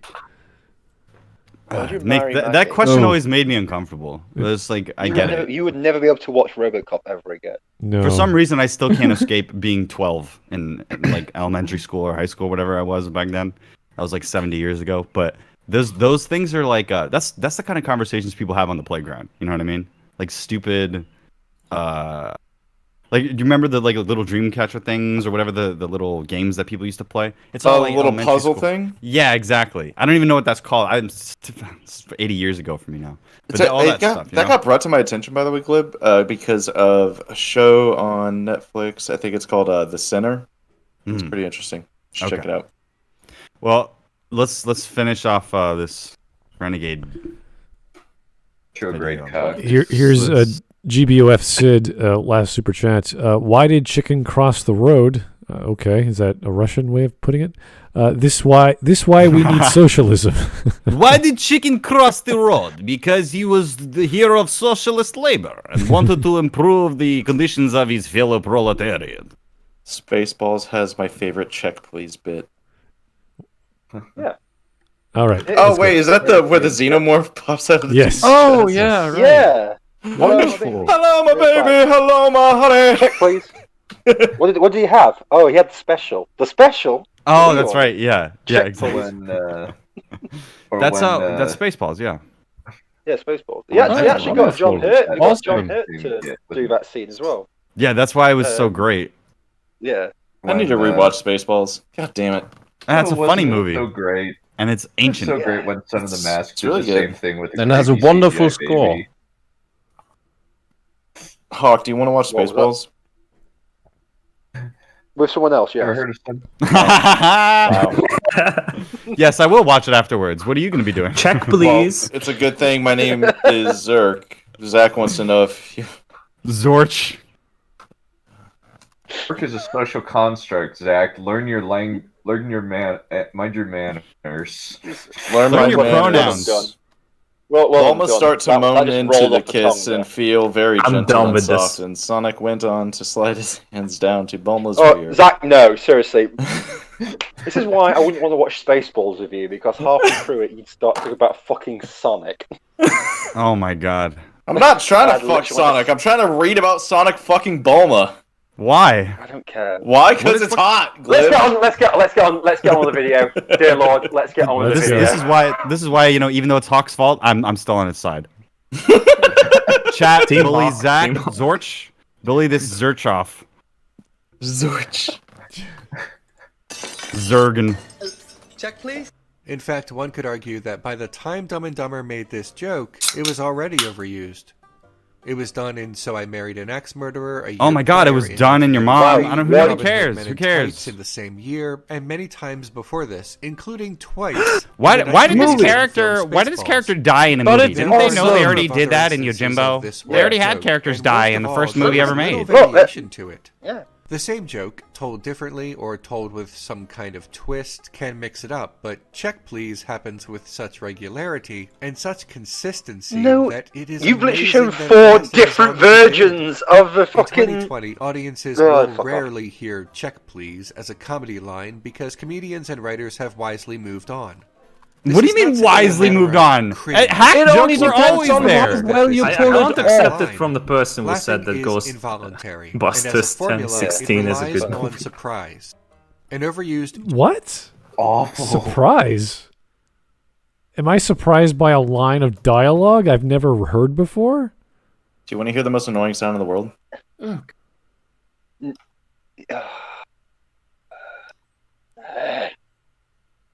No. How? Okay, wait. Comedy is based off surprise. Let me think about that for a second. Yes. So, I see a lion outside my room. I'm not laughing. I am crapping my pants. Yeah, but did that lion just eat your sister and then say check, please? That would be amazing. I'm sorry. I know Spud was actually trying to make a point there, but just like going, saw a line outside my window would sound like the funniest thing I've ever. Just Spud opening curtains in the lion. Strange. Just Must close. be Tuesday. No response. Just. Must be Tuesday. Better take a picture of some alcohol. That's like opens the blind, sees a lion. It'd be really funny if the lion walked out to Smud and started talking to him like Patrick Star. Like, hey, Smud boy. Or he just, or hey, Smud boy, wanna go get some? Hey, Smud, do you have any cheese? Hey, Smud, you got any Asiago? Better yet, it's Aslan trying to preach fantasy Christianity to him. Hey, Smud, is mayonnaise an instrument? Hey, Smud boy. Would you fuck, marry, kill Magma Fish? What, all of them? hey, Smud boy. I read your book. It was really good. Well, we know Maggie's bi, so we know Maggie's bi. She's not bi. Is Maggie making fish an instrument? She's not bi just because she said that to you when you were walking towards her. Dunn. No, she said it's bi. With Tyler. She said that with Tyler and. When she was walking towards. She was just saying bi. No, Dunn. When you walked towards her, she said, "Check, please." Check, please. I want that hunky man who, like, kind of is a little bit skinny, but yeah. So Dunn, can you just move out of the way, please? This hunky, skinny. Dunn, can you just move out of the way, please? All right. So anyway, there's this video I wanted to show you guys. It's by Renegade Cut. We haven't covered any of it yet today, but I just love the fact that a man who has no humor in him is literally trying to say how things aren't funny. It's like I love 360 that Renegade says, Cut. The most unfunny person on the planet has generated a lot of humor between us. So you know what? Absolutely. I'm gonna say it. I'm gonna say it, Glib. Thanks, Renegade Cut. Oh, you just took all the sexy out of the room. Credit where credit is due. Comedy's changed. Here's Fought by comedians. Here's Joe Crazy. Shut the fuck up, Glib. Here's. I'm not saying anything. Sorry, that one took me out. I'm sorry. Go ahead. Here's Joe Crazy. I guess he's bringing back the line. Movie Bob enters a restaurant. Sorry, a restaurant. Owner, check please. A restraining order. Spell restaurant right now without looking it up, Smud. Do it. RESTAURANT. Why do you need to know? Because you don't know how to read? Is that? So when you said that, Zach memorized. Did he have like a vocal book or something that he had? Yeah, exactly. I have Sonic's Ultimate Hero just playing on a loop. Oh God. Okay. Sonic, I wouldn't like. Zork is Chris Chan's older brother. Chris Chan. Anyway, let's get back to this large man on the floor. Dying. Cooming. Joke can no surprise any of us. The same joke told to someone who has never heard it will elicit a laugh. Well, maybe. Here's a joke. A stranger sees a eunuch walking down the road alongside a woman. The stranger asks the eunuch, "Is she your wife?" And the eunuch tells the stranger that eunuchs don't have wives. So the stranger says, "Oh, so she's your daughter." Where are we? If you've never heard this joke before, you may have laughed, or at least smiled, but this joke is literally ancient. So what? I have never heard this joke. Okay, but let's say that this is a well-known thing and we're just cultural cretins, right? Then what about the passage of time makes that not funny? What are you talking about? The only thing that makes it not funny is reading it without any inflection and any humor. Yeah! Just reading the words in a very long and monotonous voice that doesn't change at all. That takes the humor out of it. You could do that joke any way that you wanted to do it, but the thing that gets me about it is that Thinking about doing it in the bum? no, the thing is that No, Don. Fucking hell. Shut up. The thing is that you have the misidentification of somebody will always be funny. That happens all the time. The thing is that you can't take away, and I see this all the time with people.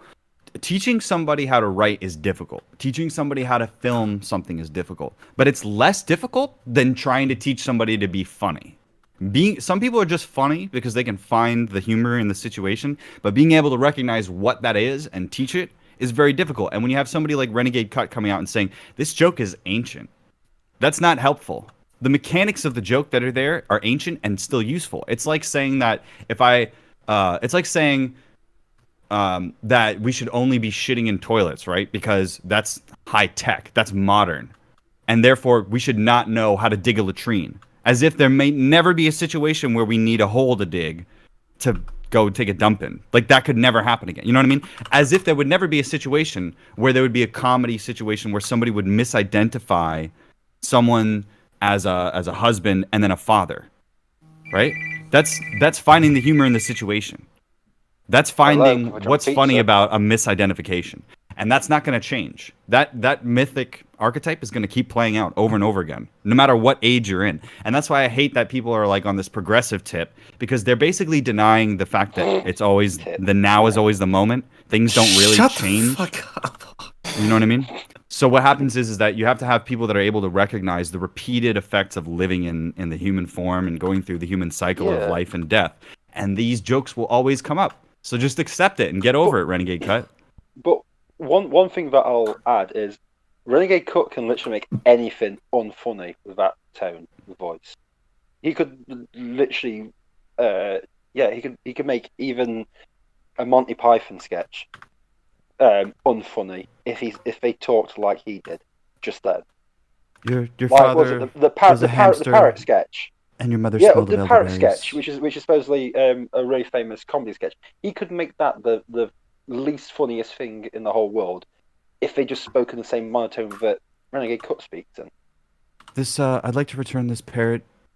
Can you return this parrot? Pining. He even had the power to make anything unfunny.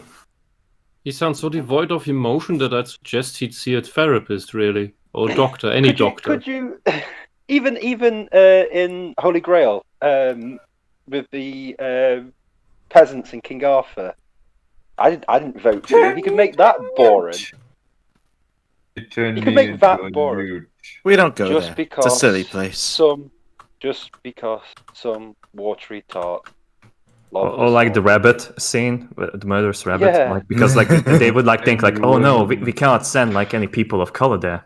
Let's send the white people. No. They'd be like, let's send Renegade Cut first. that would actually be funny. Strange women lying in ponds are no lobbing swords at people of governance. It is not a good system of government. Handing out Have you thought about communism? Anyway, I'm an anarchist now. I fart in your general direction. Oh, God, sorry. My goodness. Check, please. It's from of Laughter, the oldest surviving collection of jokes, dating back to roughly the 4th century. Oh my God! Basically, the actual age of the joke is not relevant to whether or not it's funny. Instead, it's more like how many miles the joke has on it for you. Actually, it's all about if your sense of humor is dead, because you're dead inside.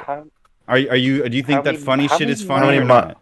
Okay, so if you tell a joke enough time... Okay, is he really about to make the argument that if you tell a joke enough times, it will never be funny to anybody ever? Knock, knock. Shut up. No, knock, knock. Shut up. Yeah, who's there? See, this is why Zark doesn't deserve to live. Yeah. Except in a very limited like existence. Like he can't even do a knock knock joke. Maybe if he read more, he would know about knock knock jokes. Jeez. Is your refrigerator running? Yeah. Well, you better go catch it. Why is that still funny? Hello, do you have Prince Charles in a can? We've kind of covered this. Do you have Prince Albert in a can? Covered this already. Do you have? You do. Well, you better let him out. Do you have Princess Diana in a tunnel? If so, she's dead. Oh.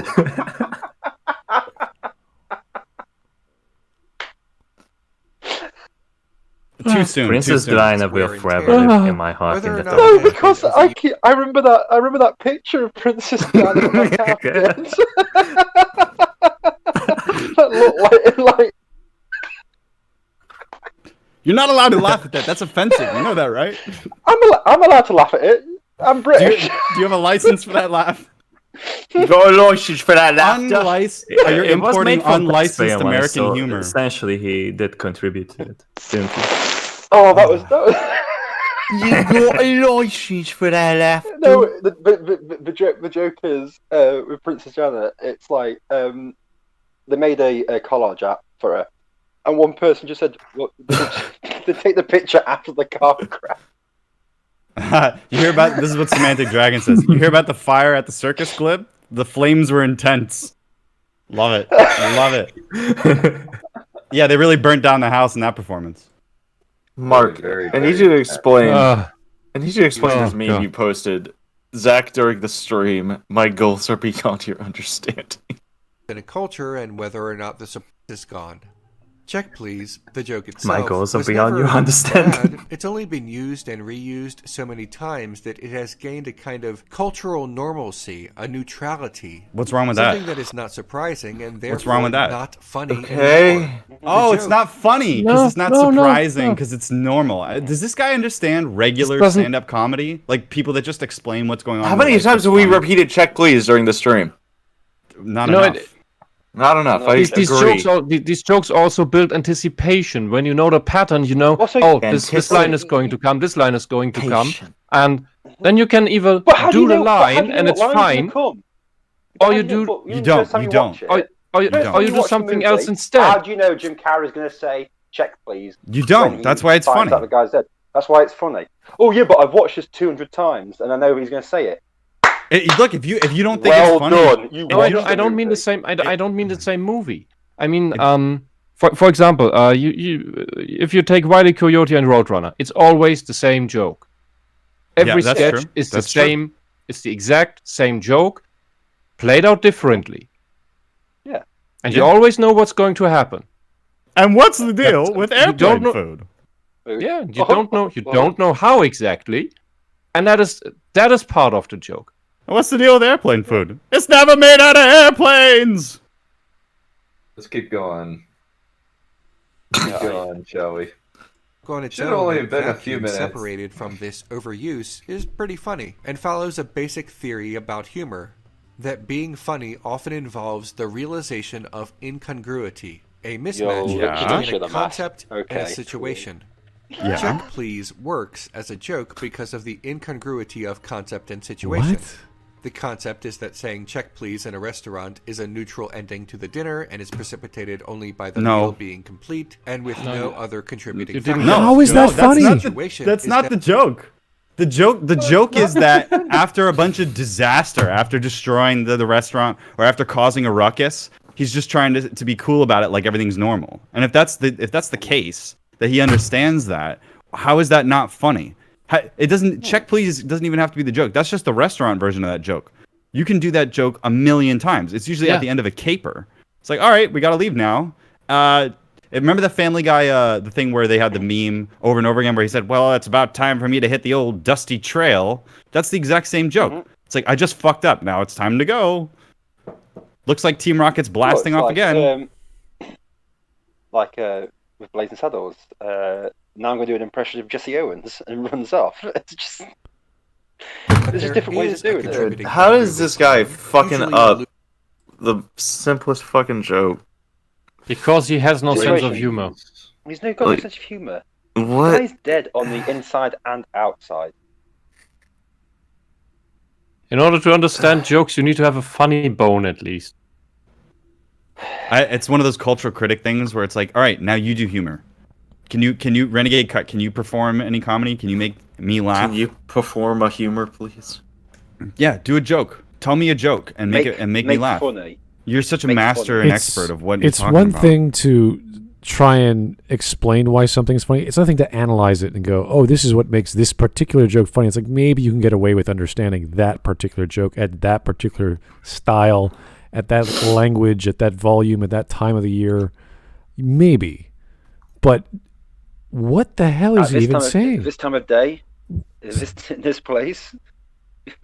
Residing completely in your kitchen? Like this he seems to understand. He seems to understand the incongruity thing. Like that's what I do when I'm trying to be funny. A lot of the time, I'm just thinking about what's the least appropriate thing to say.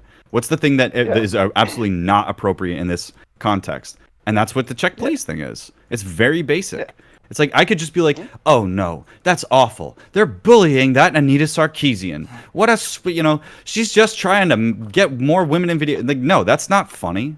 What's funny is her bullying Boogie at an anti-bullying event.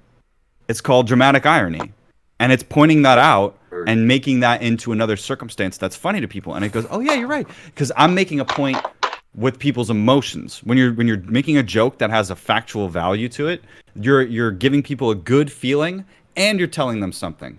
What Renegade Cut does is he's lecturing people and you get this dead inside feeling because it's not funny, because there's no desire to laugh at death, like gallows humor. There's no desire to laugh at the circumstances that we all go through, that we suffer from. And that's why Wisp was saying earlier about laughing at yourself. Like, laughing at yourself is the first step towards being a good comedian. All good comedians have to be able to take a joke about them. If they can't take a joke and they're making jokes, then they're probably not that funny, because they're probably and a lot not of them that suffer self-aware. from depression, and they cope with that by making others laugh and get energy out of that. Everything draws from its opposite. So comedy is not about, like, comedy is about making people laugh, but the process of comedy is not about fun. It's about pain and suffering and finding the light side of it. And that comes from going through struggles. It's like writing what Hemingway said, I think. Now I'm always like, smiling. You have to live before you can write. You have to suffer before you can be funny. Yeah, pretty much. I think which raises the question: has Renegade ever suffered? Yeah, he's suffering right now, but he's just can't find the humor in it. He can't find the irony, dramatic irony in him, because he probably can't address himself. Like, if he was like, "Oh yeah, I'm kind of like a soft, doughy lefty lecturing people about media on YouTube. This is kind of a pathetic existence. It's not fun. I'm not really having fun here. I'm not succeeding at getting my message out, really. I mean, I'm kind of successful. I'm making some money. Is this really what I want to do with my life?" Like, all these questions. If he was having fun with it, then I think it would have more meaning to it.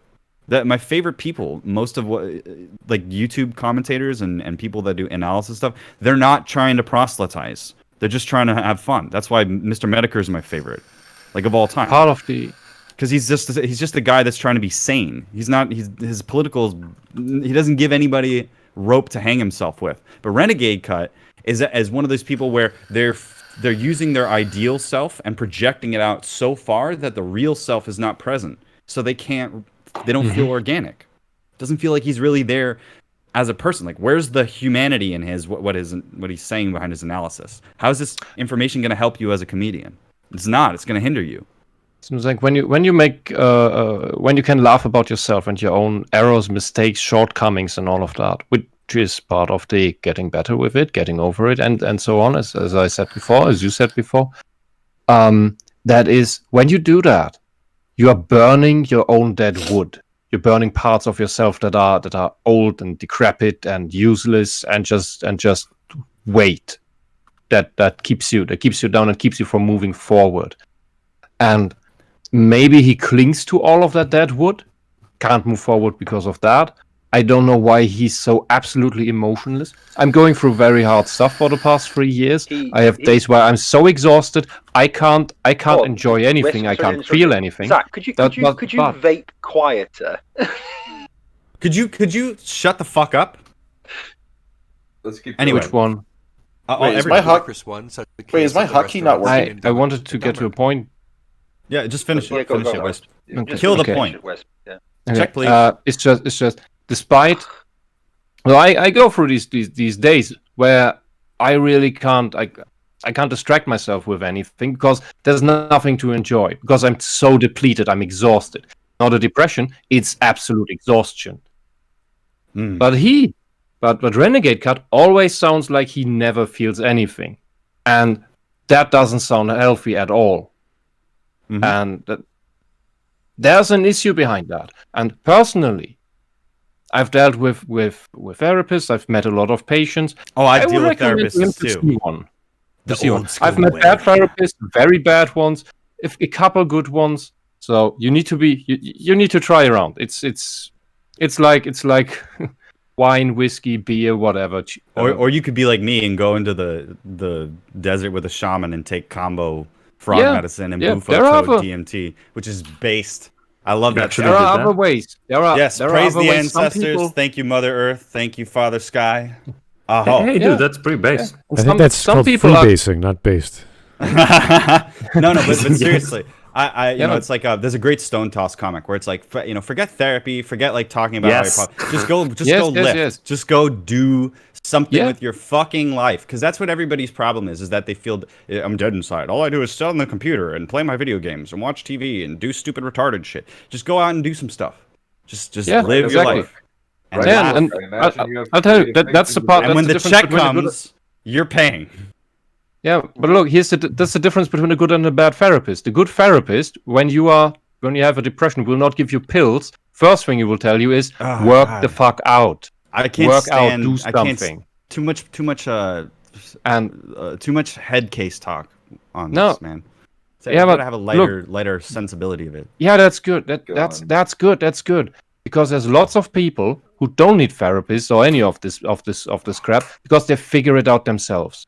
Renegade Cut is not figuring it out himself. Renegade Cut's gonna make me go to therapy. That's what's gonna happen here. Check, please. Where did the bad man touch you? In my brain. The neutrality of the statement combined with the ludicrousness of what happened immediately prior is the realization of incongruity and why it's funny. Yes, that's why it's people funny. Laugh, even and if that's why they it's are still not funny. Charting why, over-examining it, and further ruining it, like I am right now. Yeah. Humor as surprise. Holy is shit! both Why did you the make this reason video? Why the joke initially worked. He actually recognizes that he's ruining comedy. He's ruining the joke, and so what the fuck is the point of this video? To give me more fuel to kill myself? I don't know. Nice. All right, let's keep going. The surprise of Right. incongruity, and the reason the joke no longer works Hello, in a my culture baby. that has Hello, heard it my before. honey. The lack of surprise due to overuse. The same can be said of "That's gotta hurt," and a myriad of other overused comedy lines. It's overused. I like how it's overused, but it's also he's referencing shit from like 30 years ago. Like, this is all What's the ancient point of stuff. the mask?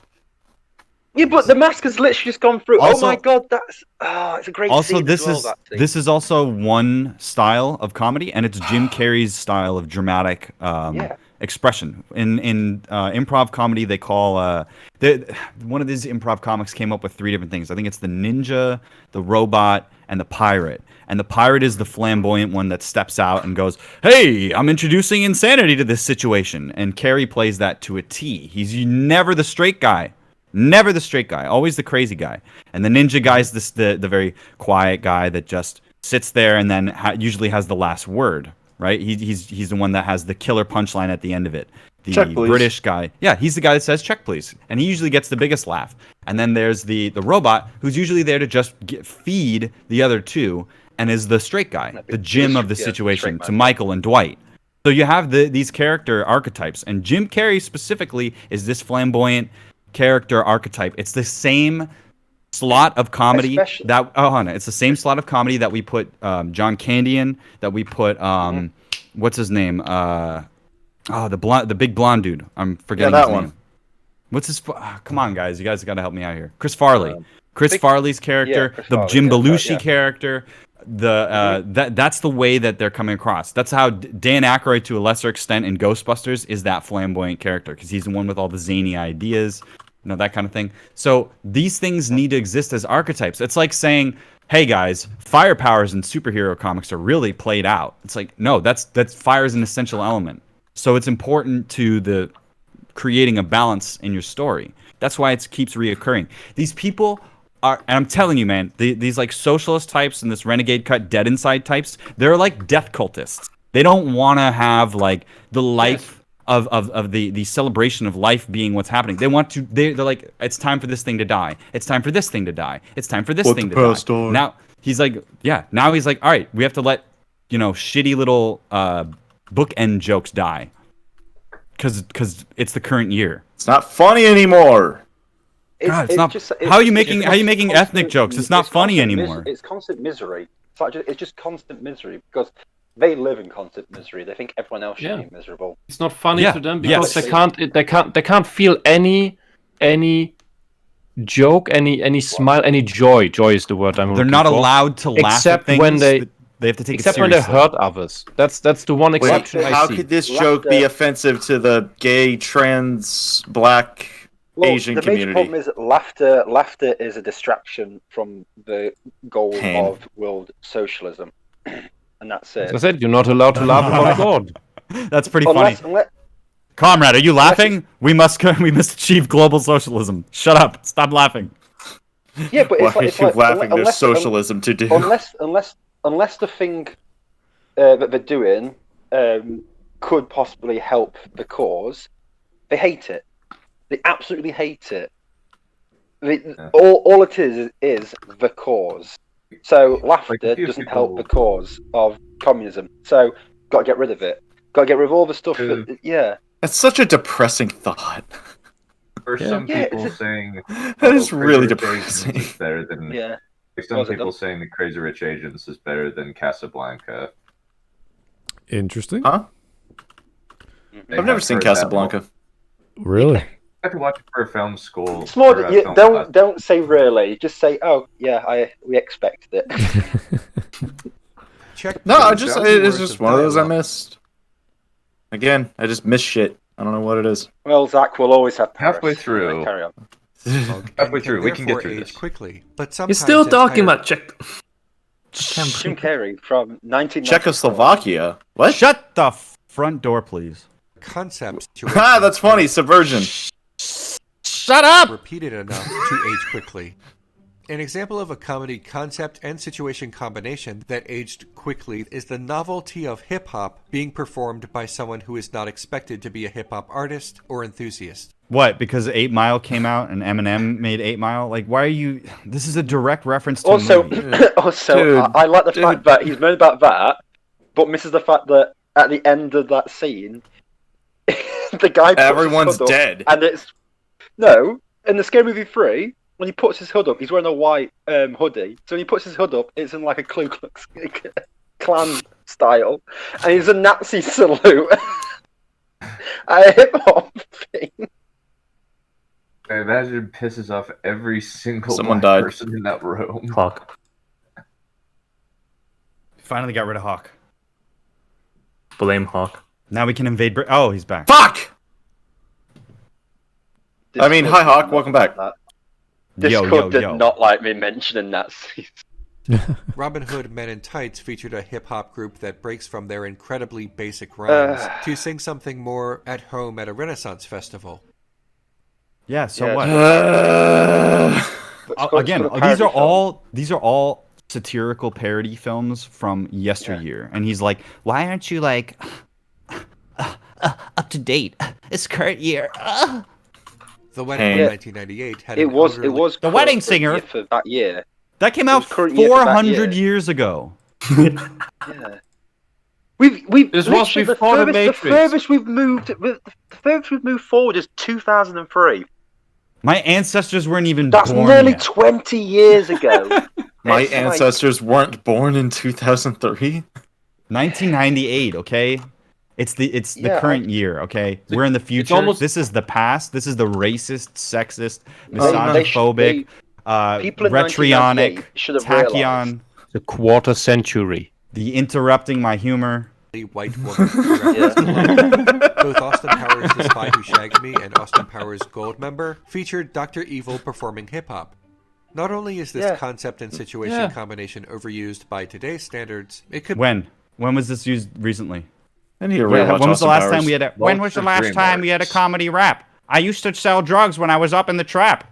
Everybody liked me, but I don't give a crap, because I'm a space cowboy. Now you can take a nap. Oh, wow. Comedy. It can be argued that it was owned by Goldmember, released in 2002. The novelty of hip-hop had worn off, It's and a the music hard genre life. had simply The become... novelty of hip hop had worn off. Okay, Mr. Fat, balding white man, tell me more about how hip hop is not popular anymore. That's the 20 strangest years thing he said later. so far. Where does he live? Hip hop is not popular. The novelty of a musical form has worn. The novelty of one of the biggest music genres in popularity around the world. One of the simplest things to make, but one of the most complicated things to master. Yeah, Yeah. The thing that brings up all of the other musical genres within its framework, which is very basic, and covers a large BPM rate. Apparently, Gotcha, hip hop isn't Bro. popular in Philadelphia. Service announcement. This white man has declared to all black Americans that hip hop is dead. Well, Nas please notice that hip hop is dead. The white man has said so. Nas said hip hop was dead in 2007, so I agree with that. But now we're in a new era. This is hip hop, the 5 pillars of hip hop. Yeah, sure, it's dead, but rap is still around, and hip hop as a music is still around. So I don't know. Oh my god! Let the music play. Mainstream years This is prior. pain. The entirety No, this is of awesome. this joke is that the audience was not expecting the character to be interested in the genre of music. Yeah, that's no funny. other genre was used to this. That's like kind of like how. Remember? Does anybody here watch Sopranos? Yes. Well, no. Back Have in you the watched day. Sopranos? Okay, well, so you guys know the character Massive Genius, right? The hip hop dude. Yep. He's like a hip hop gangster, and he sues people, and he's really well educated and that kind of thing. And he takes a really high end, classy way of looking at things. But he makes hip hop music. And what I think is hilarious is that there's a guy called DJ Mustard, right? And DJ Mustard is one of the biggest modern hip hop beats creators because he made this really empty sounding heavy bass stuff. You'd recognize his work if you heard him, even if you just turn on the radio. So one of the things that's funny is he said he never listens to the kind of genre of music that he makes. He listens to all the other genres. So even though he's this black dude, big dude, makes trap style beats, he still listens to other shit. Classical music, rock music, all this other shit. So characters that you don't expect to be a certain way, that's always going to be funny. That's always going to make a character have depth. You know what I mean? It would be interesting character development if Renegade came out and said, I'm actually a huge fan of hip hop. That would be subversive to me. And if he started rapping and he started killing it, it would be awesome. It's like whenever you see somebody, any of those videos on YouTube of like, the white nerdy kid in high school surprised everybody when he did the turf dance, and now he can do a head spin. It's like that. People like that. People want to see people that they don't expect achieving something. So when they see, Mike Myers doing a musical thing, first off, we know Mike Myers likes to do musical comedy, and second off, we think it's funny because it's Dr. Evil. Dr. Evil would never do this, but he's just such a this short balding white man. Renegade Cut. Renegade Cut. This Dr. Evil character who wants to control the world with a bald head. It's just kind of amusing because. Go on, Dunn. Finish your sentence. It's just kind of sad that Mike Myers just can't do a funny anymore due to Cat in the Hat murdering his sense of humor. No, that wasn't it. It was the guru. The guru was the thing that killed the guru. Yeah. The love guru. The love guru is pretty absolute garbage. Really bad. That movie. That movie killed his format. Because his format was it was what Sacha Baron Cohen ripped off. He's like, my format is I'm gonna go in there, I'm gonna be this really zany character and play a bunch of other characters, and the zany character is gonna drive the plot. But it became outdated for someone like Renegade Cut's sensibilities. Now he's like, oh, that you're appropriating Indian culture and Sikh culture, whatever, and making fun of it. You can't do that. It's offensive. It's like that's the new culture. The unfunny people trying to tell funny people what's funny. And they're not funny. Yeah. Unfunny people and people who are not comedians should not tell funny people what to do. They should shut the fuck up. Yeah. That's why Zork should shut up. What the fuck? I think that was perfectly well played there, Glib. I tip my bowler hat to you. I tip my fedora. God, you're just such a fucking weeb, Zach. God. Oh, I bet Zach likes Rage comics from 2008. I used to. Up to date. Continue. C'est la vie. Speaking of Austin Powers, the trilogy of films is painful to watch in 2020. But part of the reason why is not actually its own fault. Oh, I love that. It I love that bit. the overuse problem. Instead of utilizing overused jokes within the movie, Austin Powers is uncomfortable to watch due to the overuse of jokes specific to Austin Powers outside of the movie. Wait, what just happened? What? Time out. Austin Powers is no longer funny because Austin Powers jokes were made. Yeah, that's what he's saying. He's saying that because everybody's made fun of it, it's now outdated. And I'm like, no, it's still funny. The fun thing is Austin Powers is still funny from the fact that it's a satire of James Bond movies. Right. It's the best satire of James Bond movies, and what's really funny about that is that all these things are satires of other things. So parodies and satires live alongside the serious thing. But you can't. Okay, you cannot make a parody of a parody. You can try, but you're not going to be very successful. It's more of a reference. You're referencing a thing to make fun of it. It's like it's supposed to be for fun. You can't just bring.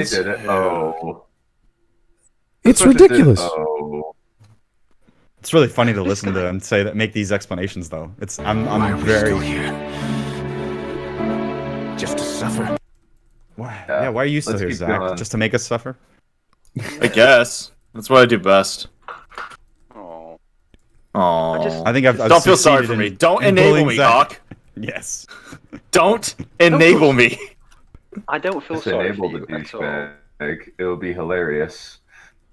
But I just, with Austin Powers, I'm like, what's not funny about it? Well, other people made jokes about it. So your complaint isn't with the movie; it's about the fact it was popular enough for people to reference.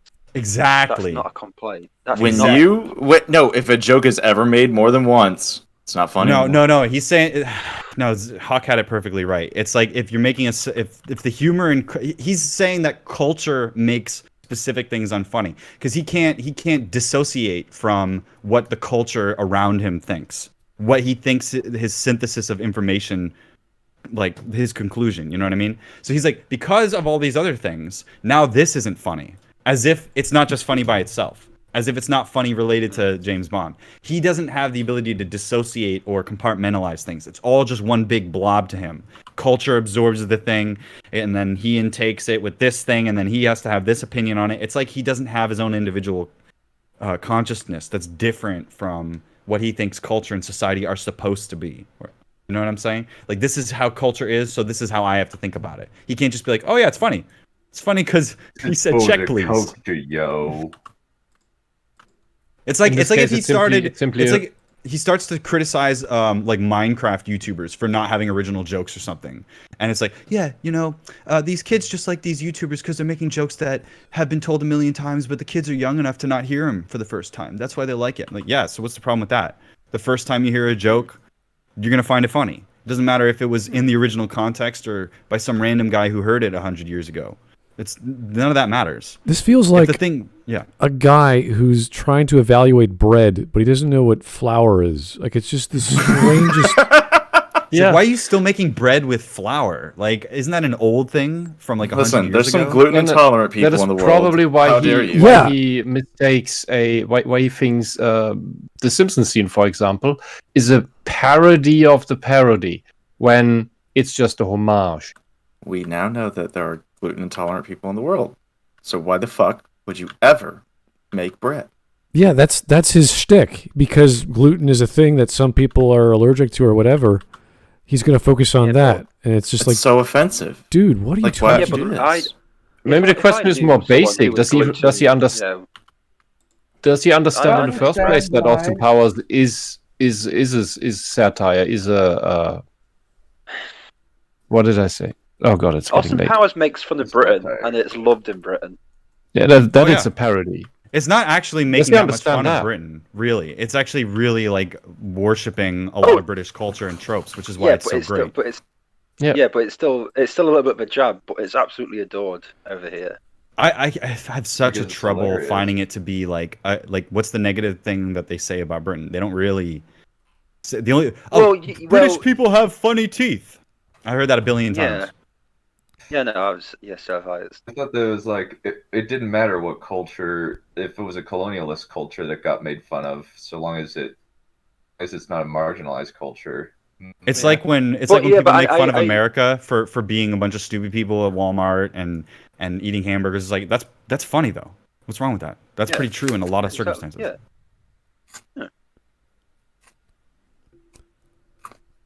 All right, we're gonna keep going because I really hate this man. Really hate this. This is man. just He's just a fucking cunt. Obscure. He's an absolute cunt. I'm having so much fun. You guys have no idea. This is amazingly hilarious. Yeah, no, you're not doing my tangents. The difference that you stay on point. Yeah, well, I'm just trying to make people laugh. That's why it's so funny to me because now my I'm perspective, always smiling. Yeah, that's why I love having you on. Like I said before about my favorite content creators are people that are just there to either talk about an expertise thing that they like or a discussion that they like on a subject. That's why I love talking to Smut about anything that he's interested in. And then there's the idea of just coming in to have a laugh because the internet is not serious business, but people love to make it serious business, and that to me will never stop being funny. And that's what this is. Take me seriously, you guys. This joke is outdated. Check, please. Sincere appreciation. Most notable, this comes in the form of Power's many catchphrases. Oh, baby. Yeah. Yeah, baby. Yeah, Power's baby. Yeah. catchphrases briefly became part of the language for a few years during the Do I make you horny, baby? Horny. Randy. Do I make you Randy, baby? How is that not awesome? That's no woman. Doe It's a from The man. Simpsons is now said without thinking of that particular reference or the origins of the word. Doe can be used casually. Unlike Doe, the Austin Powers catchphrases were too specific to the trilogy to have the same lasting power. Really? No, what are you talking about? What the fuck are you on about? Catchphrases being repeated outside the movie I trilogy don't understand his became cuts. stale, resulting in the I final love movie gold. not- I love gold. Smoking a pancake. Iron smoke. Remember when smoking a pancake was everywhere? waffle? How about no, you crazy Dutch bastard? How about no? And Crazy remember when Dutch bastard. everybody was doing fat bastard impressions? The humor was everywhere. It's just that Get in my belly! it's like 20 years during this era, people were still making Richard Pryor references because humor has a lasting impact on people. That's why earlier, whenever somebody thinks of Jerry Seinfeld, it's always like, yeah, what's the deal with that? It's because that's the meme. That's how people remember. Yeah. That's when you compartmentalize this in your brain. What do you think? Oh, James Bond parody, worst agent ever is actually the best agent ever, and he's a sexual degenerate from the 60s. That's hilarious. Everything about that's funny. Everything about that's funny. That's the exact same kind of comedy that made Black Dynamite funny.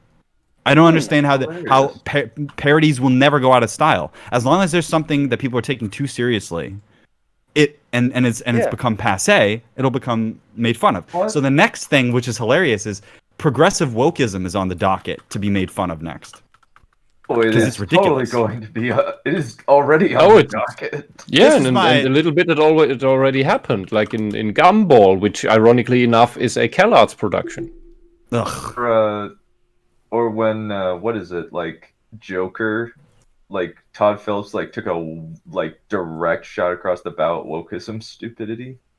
Oh, I love. Well, yeah, playing with their rule book and making fun of it is great. I just enjoy doing it so much because it's hypocritical. They don't have a standard, so you just flip the standard on its head, and then you have a double standard, and then it's funny. That's what a parody's for. Like the Austin Powers is out here being doing the same thing that James Bond does, but since he's not attractive like James Bond, since the script isn't written around James Bond being this ultimate handsome man, and Austin Powers has got this teeth and he's like this pudgy, goofy guy with glasses, it's ridiculous. It's ridiculous that not only do women actually find him attractive, it's also ridiculous that he thinks that he can get away with all of it all the time. But the fact that it's all done in good humor is what makes it memorable and funny. It's like, oh yeah, they really can't resist him. And why is that? Because there's something genuinely endearing about a guy with that much confidence and assertiveness, even though he's a ridiculous person. He's still having a good time. That's the good nature of it, and that's what makes it so fun when he hooks up with the women. And with James Bond, it's like the opposite. James Bond is a douchebag, but he's the hero. So when he's seducing the femme fatale, you're like, yeah, brother, get that shit. It's just a different style. What's not funny is Renegade, or what would be actually really funny, is Renegade Cut trying to seduce a woman. How would that work? Well, we saw that with Mike from PA. I think there'd be a lot of pepper spray involved to be honest. So, we only have 3 minutes left. We only have 3 minutes. Yeah, well Let's done. just let it Done, play you to can the end. I'm just trying to get your attention. Just let it play to the end. Let's go. Overused the catchphrases rather than too many movies overusing them. There were only 3 after all. Similarly, There are this only happened 3 to after Borat, all. a very successful Very comedy from nice. 2006 that has retroactively been ruined due to both parody and sincere admiration. I don't the think only so. comedy gained from saying a Borat catchphrase so many years after its debut is comedy about how unfunny and stale the catchphrases have become. No, that's not true. What's funny about this?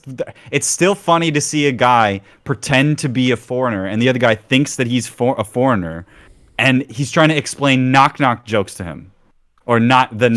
What is black knot? No, it's you say not at the end as if you're being sarcastic. Your shirt is black knot.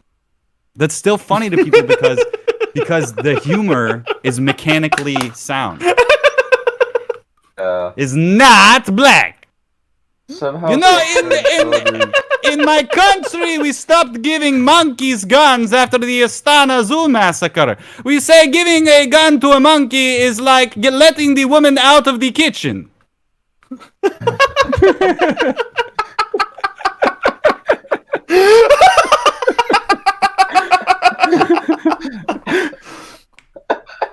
I fucking forgot that shit.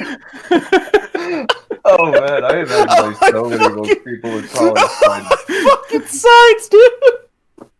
Oh man, I imagine like a whole bunch of people would find Borat abhorrent. All this video has done for me is make me remember shit I need to watch. Fuck, dude. This is great. Oh man, let's keep going. There's nothing more that we can really say on this point. We've already killed it. It's so good. My wife made it. My wife! Borat! It's not the fault of the film that it was so popular and so quotable. Nevertheless, Borat is now hard to watch for reasons that exist they primarily accidentally made outside jokes. the Yeah, film. okay.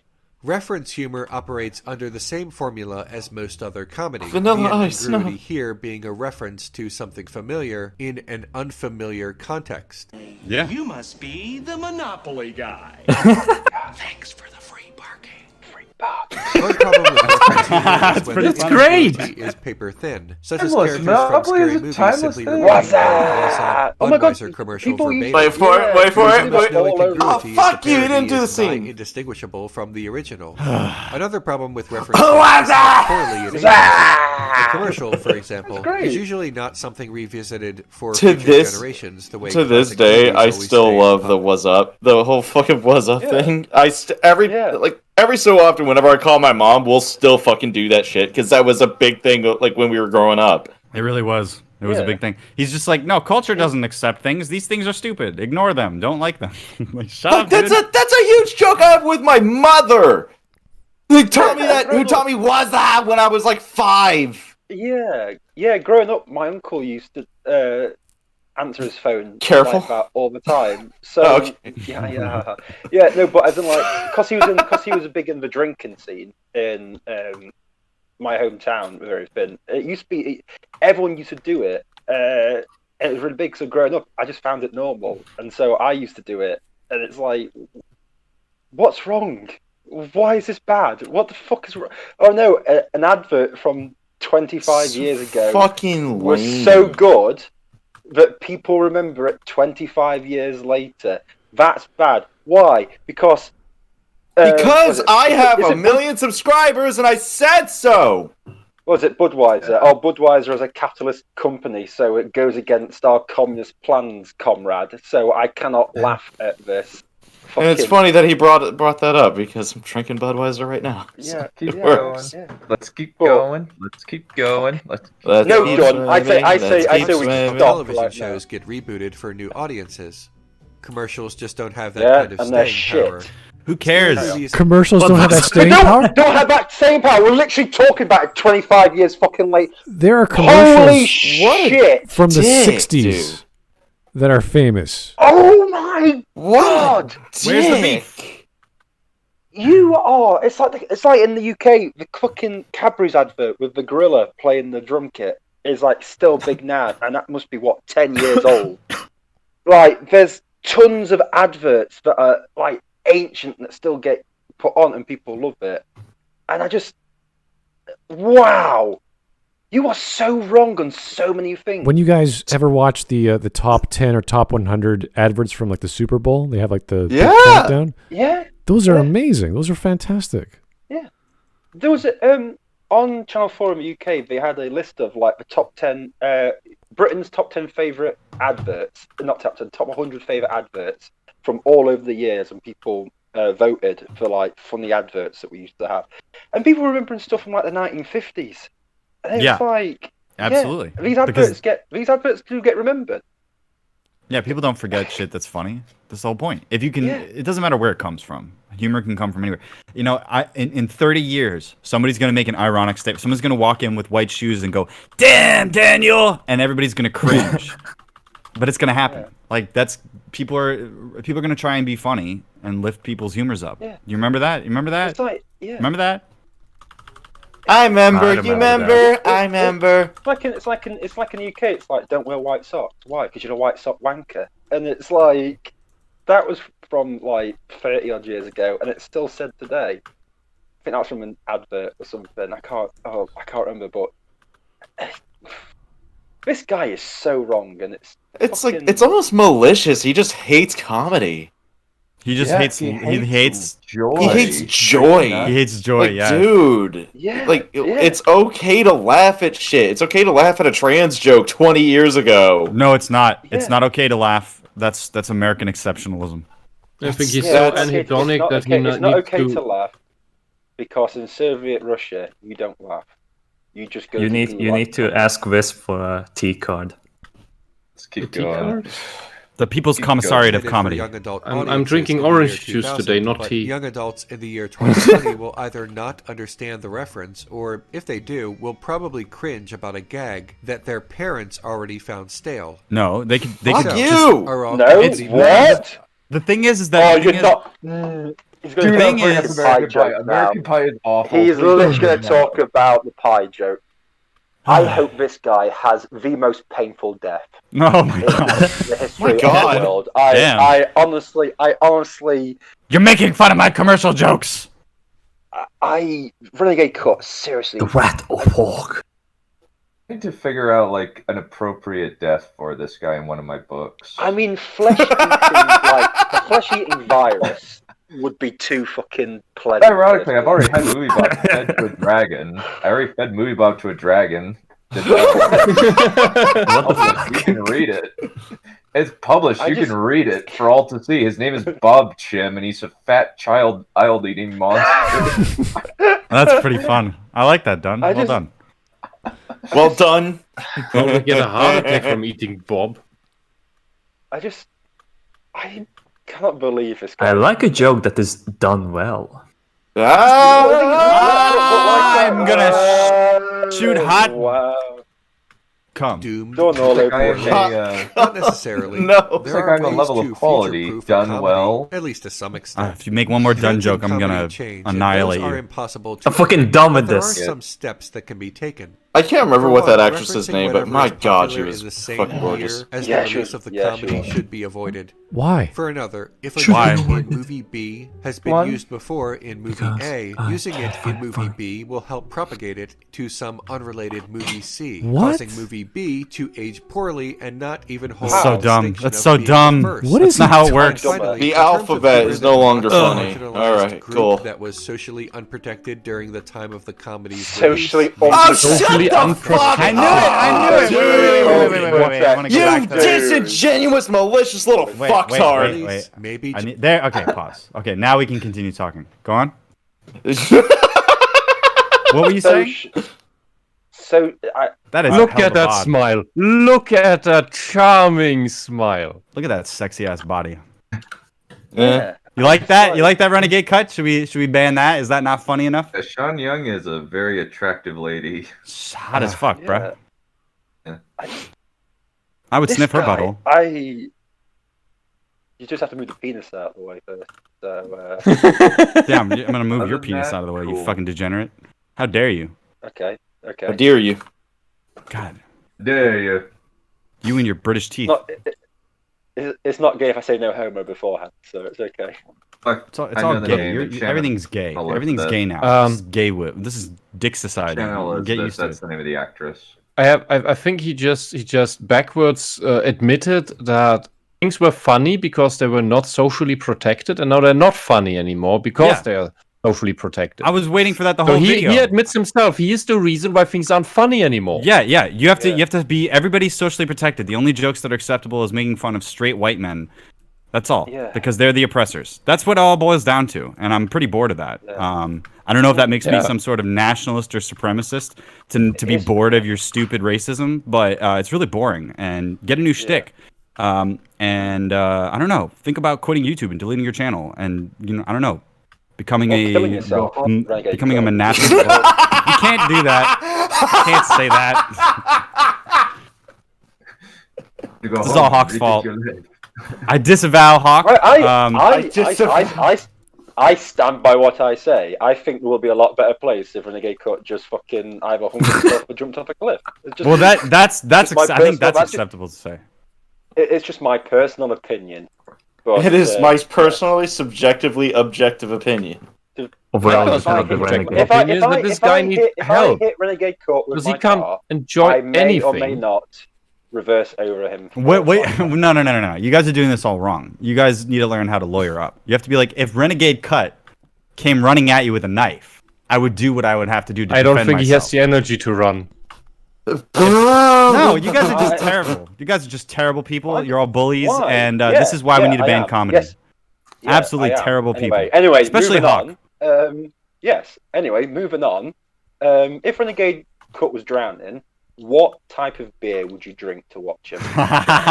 So if That's Renegade better. Cut That's was better. on fire, do you piss on him or not? God, you guys are just the worst kind of bully gas. people. Wow, that's- This is why we need that's communism, terrible. guys. This is why we need communism.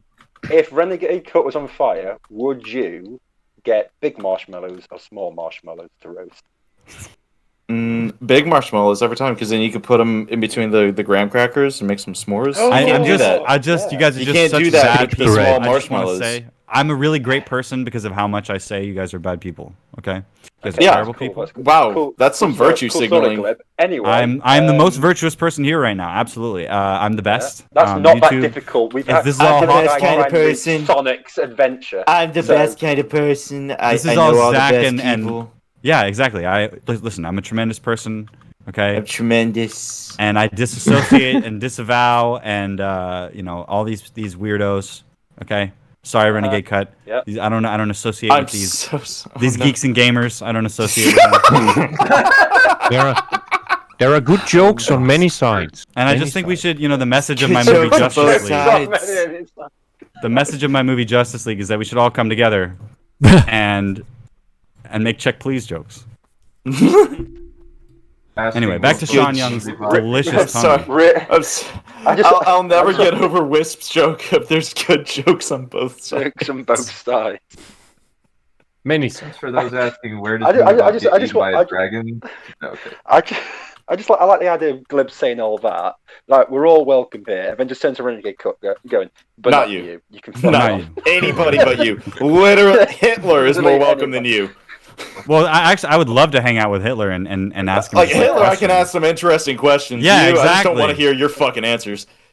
Hitler is probably Hitler would probably have some pretty funny jokes. But I'm not Hitler would sure just- exactly Hitler would what just be kind like, they would be. Mine dog has no nose.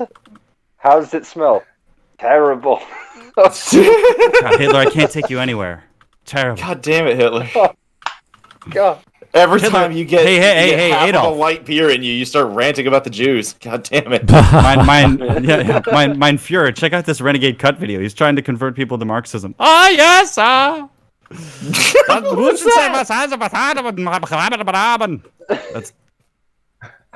That's Wow, I didn't know Hitler was Wisp, Arabic. Wisp, can you translate? That's what Hitler sounds like. Just don't be a marginalized group, even if society A marginalized group. Black cops. is not yet caught up. Historically, this realignment in values and eventual protection of the marginalized group Protection. is inevitable. People sometimes say It's inevitable. Resistance is futile. The only one Trans marginalizing me people who here murder is people and Renegade kidnap Cut. dolphins. Fuck him. Join the Borgressives. No, don't fuck him. Your culture will be assimilated into the Borgressives. We I will will free own you myself and from everything this about you. oppressor and throw him Shut into up! a I don't ever want to hear volcano. Borgressives come from your fucking mouth again. God damn it. Captain Jean-Luc Picard. Captain's log, stardate 79842069. The Borgressives have attacked us on construction. Oh fuck, dude! I'm killing Zach. It seems as though Zach is dying. I lost connection after we shouldn't make fun of minorities things, and now I'm seeing Ace Ventura in a box. What have I missed? I mean, obviously nothing good, but He's a marginalized group, basically. Look at him. He's wearing a tutu. His homosexuality is clearly oppressed. We must protect Ace Ventura. Renegade Cut. How dare you talk shit about an oppressed minority? Oh no, a tutu is a skirt, and thereby he is not homosexual but trans, and therefore he's a trans woman, which means Oh my god, you guys circle. I'm so bored of the identity. I'm so bored of identity politics. But like that people being like, I don't have a brain. Just tell me what I look at my balls and I'm not sure what I am. I don't know what's going on here. Like, can you just shut the fuck up about your identity and stop thinking about it? Like, nobody cares. Nobody cares if you live or die. Nobody. I'm gonna die one day, and people are gonna go. Fuck who you want to fuck. Love who you want to love. Shut the fuck up. Yes, Taco. Yes, thank you. Thank you for making my point again while I was in the middle of it. Yeah, I got you. Yeah, but it's like anything I can do for you. Maybe next time I won't even. You can just make my point for me, and I can just chill. You interrupted my. Yeah, I will interrupt everything. No. Tangents. Oh, no. What did Wisp? Yeah, look what Wisp had to say. I imagine it was very insightful. Yeah. Anyway, moving on. Excellent. Well done. Hey, you know, the only minority we can mock these days is, and then they fill in some blank. White And people. then they proceed to do Males. that, not realizing that People this with is temporary. intact genitals. Maybe just try being ahead of the Intact curve instead genitals. of desperately trying to mock Try being ahead of the marginalized curve. people while you still Desperately can get away try. with it. What? Just a thought. All movies Just genres a thought, due to just a advancement in cunt. special effects, changing styles of acting, and such. But for all the reasons mentioned here, comedy may have the most hurdles. But it can be better. It can work. It just What? requires a little added care. Of what? Check, What? please. Not funny. Not funny. We're done. Not funny. People pay for this.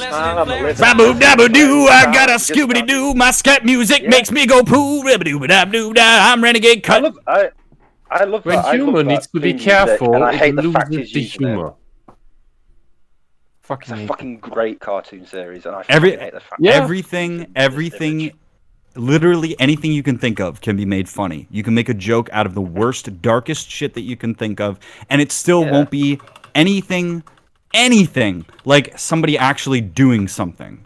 So you can make a joke about murdering all of X, killing, rape, destruction, death, decaying corpses, furries, Zach's inability to read, all these different things that are terrible and true. But you can make it funny, because the thing is that at the end of the day, making a joke is all about just trying to initiate someone's laughter from something they're not expecting. It's a garden path thing. That's why Dave Chappelle's the master of it. If you want to understand comedy in a nutshell, go and watch the sketch where he says, I can make anything, like any punchline, and work backwards from there and make a joke. That's how Jimmy Carr, who's got like the most jokes I've ever heard of anybody, and a lot of them are like cliche ones you've heard a million times that he's just reinventing. But it's still funny because he's so technically adept at finding where the humor is. You think punchline and then you work backwards, and you can make anything funny. You could, you can make anything you want. So what you're saying is, if you want to learn comedy, look at Jimmy Carr and Dave Chappelle. If you don't want to learn comedy, listen to I Zach. want to learn comedy. Just read Sonic's Ultimate Harem.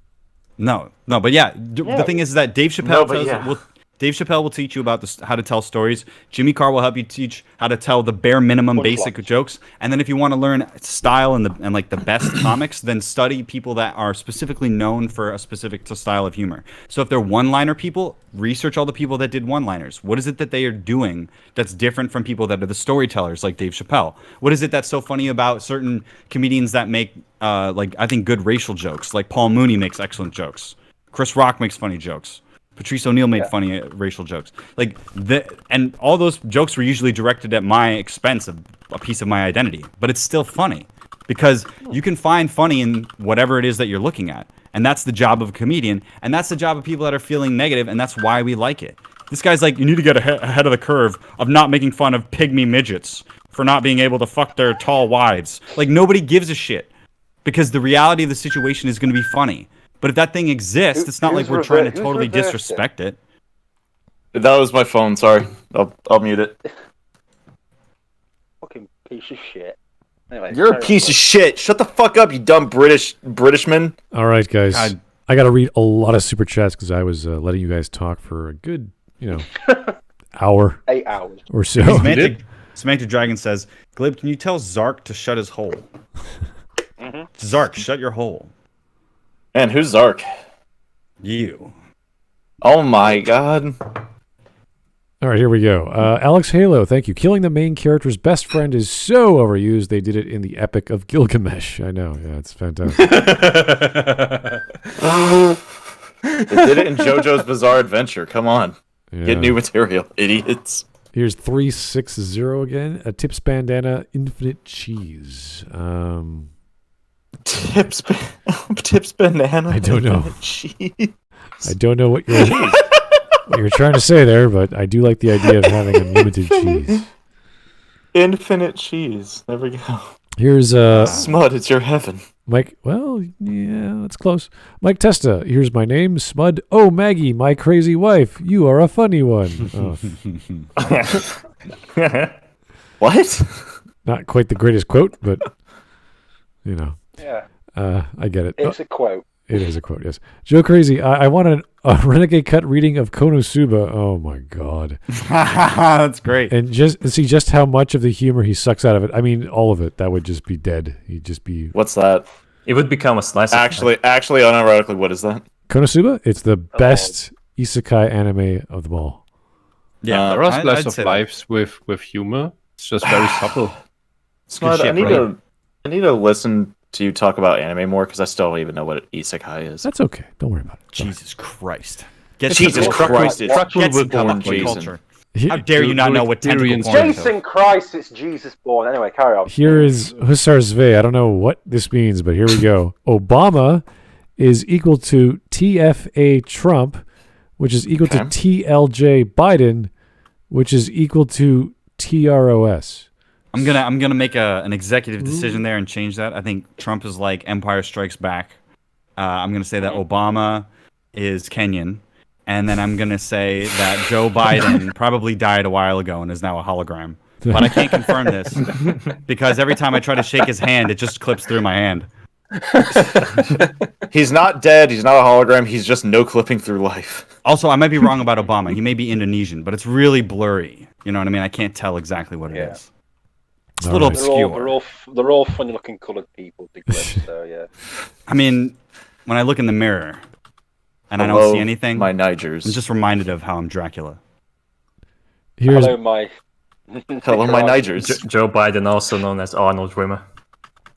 Yes. I don't believe Joe Biden. I'm not sure. He seems more like a myth. He's dirty. He brings crime. Despite being 13% of his brain of dementia patients, Joe Biden commits 50% of the dementia. Take that, Mike. Don't check the math on that. We don't know if it adds up. We'll work that out ourselves. It doesn't matter. He's not going to remember it, is he? Joe Biden isn't matter. Most disappointing president since my son George W. I don't even know what that means. George W. All right. Yeah. Here's Mike Testa. George, oh my God, you're an American. Just stop it. Just stop. Mike Testa. Zach, do you know anything? Do you? He doesn't know how to read. Here's Mike Testa.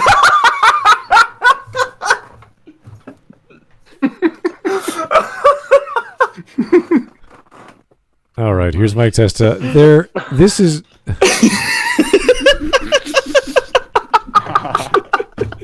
God, it's like school Zach, children. calm down, man. You're good. You're okay. This is the worst stream ever.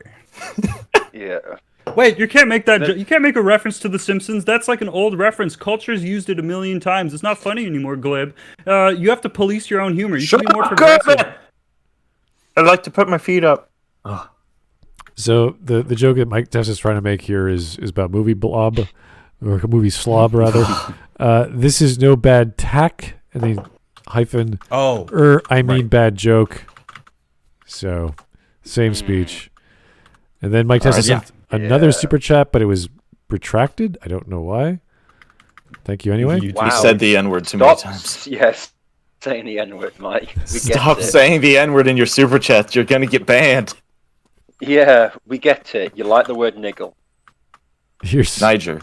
Here's Fran Mataraki for donation. Maybe Renegade Cut will mellow out when he takes out the strap-on his girlfriend left in and let loose all the constipated shit. That's how they get for you. So long. God, you guys are nasty. That's how they get you. No, you forget to take it out. He hasn't got a girl. He hasn't got a girlfriend, anyways. So he supposedly no has a wife. That guy. Supposedly has a wife. Tell her I'm sorry. Yeah, but unfortunately, she's got a puncture, so she's unavailable for comment. She's got a what? All right, Kermit the Frog puncture. here. Oh, I get it. Thank God for that, Zach. God. And there's anyway, carry on. There's a bunch of super chats which I don't know why they're not appearing, but I have them recorded from my other streaming software, so I don't know why YouTube's not reporting it. But either way, here they are. Renegade Cut is just mad. Dr. Evil subverted his expectations. Okay. Be evil, but have my feelings too. Dr. Evil doesn't care about black people. Make my love like Oprah and Maya Angelou. Here is Alex Halo. Butter and then gold in parentheses is the best Minecraft item. Okay. Oh yeah, butter shoes. Here's Joe Crazy again. R.I.P. Vern Troyer, Mini-Me. Oh yeah. Yeah, he was great. He was Rip the king. He did a lot of. The best thing about that is with Vern, he only had to do at 3 foot down, didn't they? So less money spent. I think he had a lot of fun. I think he had less material on coffins. Yep. Well, I say a coffin. He was just dumped in a ditch. And the that's why Hawk, when you die, we're gonna fold you in half and put you in a little budget briefcase. Oh no, you won't be able to find the body. I'm planning on crashing a plane into an orphanage at the age of 100. Well, as long as you take out as many orphans as possible. Yeah, why why an orphanage? There are way better targets out there. Not saying they don't deserve it. I'm just saying there are better targets. Okay, what's a better target? Okay, so why? Here's the question: Why get rid of orphans when you can make more orphans? Doesn't that increase the suffering? Isn't that the point? No. But then there's more orphans that you have to deal with. I really just want to kill kids. So anyway. But, right. Well, there's so many easier ways to do that. You don't have to kill yourself. You don't have to kamikaze. Check, please. Yeah, but I'm 107. Check. I'll be fine. I've done my bit. All right. This stream is doing my part. All right. This stream has gone off the rails. Let's get more Coke. Here's Joe Crazy again. Commercials don't have staying power. The Dos Equis man would like to have a word with you. Oh yeah. Oh yeah. Absolutely. Stay thirsty, my friends. All the advertising lasts forever. All the it just comes back. It's people will circle back around because the things that worked will be resold again. They'll change the labels to be more retro because they're trying to harken to an older age. They do this all the time. Here's Hussars Ve again. You get to look at women. Why is Renegade Cut complaining? Whenever they look at, they're programmed to look at women and get freaked out about it because women's power is sexual to them, and it's kind of like a thing that intimidates them. So the only way that these sex negative weirdos can control women is to do the exact same thing that like the Hizbah does in Islamic cultures or whatever. They have to cover up. Jeez. But they can't. But they can't directly. They know that in the progressive stack, like a male feminist can't tell a Twitch streamer she shouldn't be doing a booby stream because it's her own will, right? But as soon as she's then contracted to use her body, like a model for a car company or something, like those booth babes, remember that? Everybody was complaining about that because the people that were intimidated by those women, that didn't know how to talk to those women, or felt like those women were like some sort of like either put up on a pedestal or some sort of alien species. You know, the people that hover hand and stuff, though they are intimidated and scared of sexuality because it's out of their control. And I still wonder what's going on there. Are they embarrassed about their bonus? They're embarrassed. No, look, a woman that's fully, a woman that has full control over her sexuality, who's beautiful, who has big tits and is in good shape, and then plus add all the personality elements that we would say are not specific to the gender. She's intelligent. She has the ability to control her emotions when she's in specific situations. She has the ability to think for herself and act for herself. She's able to figure out what she wants to do. And let's not dive too much into fantasy here, Glib. No. But what I'm saying is that fully empowered woman does not need any help. Yeah. They only want to be help. They don't want people to be independent of this thought matrix that they've invented, the progressives. They don't want to have people leave the plantation. They don't want people to go, oh, I'm a fully empowered woman now. I'm making all my own choices. I don't need you. They want to be wanted. They want to be needed, and they're not needed as individuals. So they give their souls to the construct. And that's why Renegade Cut's dead inside. Because who needs Renegade Cut as a person? What does he add to individuals? For years that no woman with agency who's mature needs feminism, and that's why feminism doesn't want them. That's exactly what I was saying. Yeah. Here is Mike Test again. Did Renegade cut himself? Oh, okay. Oh no, the question is, does Renegade cut himself? From ear to ear. Hopefully. No, he doesn't. So He's like, there's something cynical about his whole personality. That's you want to know how I got these scars? Where does he get his dopamine from? Why does Zach keep making Joker references from 2008? That's the real so question. old. Yeah. Actually, because I just rewatched The Dark Knight the other day. Still good. It is still good. Here, now we have Mike Test again. Glib sing progressives, socialist in disguise. And then the next super chat is progressives, commies in disguise. Progressives, socialists in disguise. Progressives, commies in disguise. And then you do like a drum thing, and then it's like G.I. Joe action hero. Bring back 80s cartoons. You know where they have the low like camera angle, and then the leader of the G.I. Joe guys like points out over the horizon, and the planes fly over him, and the tanks come up, and everyone's like, yeah. We need more of that again. We need that energy back. No, I don't know. Can you explain it more? Okay, so you have a 45-degree angle, and it's tilted upwards. It's about 3 feet from the ground. Yep. You'd probably use a depends. If it's a telephoto shot where you want to close them all off, you'd use a like 90 millimeter around there, 88 millimeter, some kind of lens like that. But I want to see the whole thing, so it's like 35 millimeter shot, and from 45-degree angle. And the music swells. So it'll be great. All right. Which is great. Thank you. It'll be great. And the other two super chats I'm not going to read, so... Thank you, I will read them. Maggie, harder, Smut Daddy, harder. Oh, yes. This is inappropriate. This is all Hawk's fault. Yes. All right. Actually, I think I can take the blame for this one because I was the one that presented the fuck, marry, kill. You heard him, chat. Zark is the degenerate. I'll take this one, boys. Yeah, you will. Yeah, you will, you degenerate. All right, guys. Hold on, I got this. Have to get to it. What are you doing? Degenerates like you belong on a cross. There we go. Wonderful. Yeah, that's true. That's true. Had to get to it. Sorry. Thank you, Zach. All right, guys. Well, thank you for tuning in for this part of the month of Renegade Cut. We'll be doing the same thing next week on Friday with Maggie May Fish. Is it? Oh, no. It's Maggie. Yeah, not for everyone. It's your waifu, Smud. She is a very special Don's waifu on this Smudcast. Yes, I know. She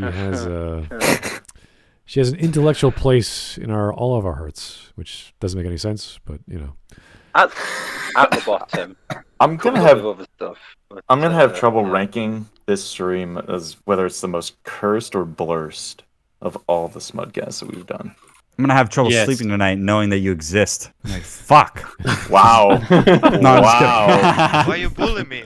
You fucking bitch! Why you bully me? Why you have to be mad? It's only Why game. you have to be mad? All right, also got folks. the ninja freak out. All right, guys. I think that was a pretty long stream, but thank you for tuning in. Thanks for all the cast for having a more than larger full house. I think we all learned something today, and that's not to listen to Renegade Cut again. And I left a comment. And yet we still do it. We still watch his content. Well, what is wrong with it? We have a sadomasochistic relationship with this contism. Watching and listening are two different things, but we try our best to do both. And when we do listen, it never turns out well. But I did leave my comment of all of the things that we were mostly referring to. I also posted it on Twitter because I think he may have blocked me on YouTube as well. So you're just a meanie head. I like this this comment. Smudcast gone sexual. Smud, it's time for your 4 p.m. pegging. Oh, wonderful. Oh, no. So thanks, guys. Keep on the suggestions. We have a new voting scheme in the Discord. So it's a lot easier to vote. There's not a whole bunch of crazy. Yeah, people like it better. So thankfully, the mods came up with a great solution. Thank you, mods. Always great to have a new streamlined and cleaner and easier way to vote on what you want to watch next. And that's what we'll be doing from now on, provided everyone's happy with it. So thank you again. Have yourself a great evening, and we'll see you tomorrow. Bye-bye. It was great fun. Bye. Check, please.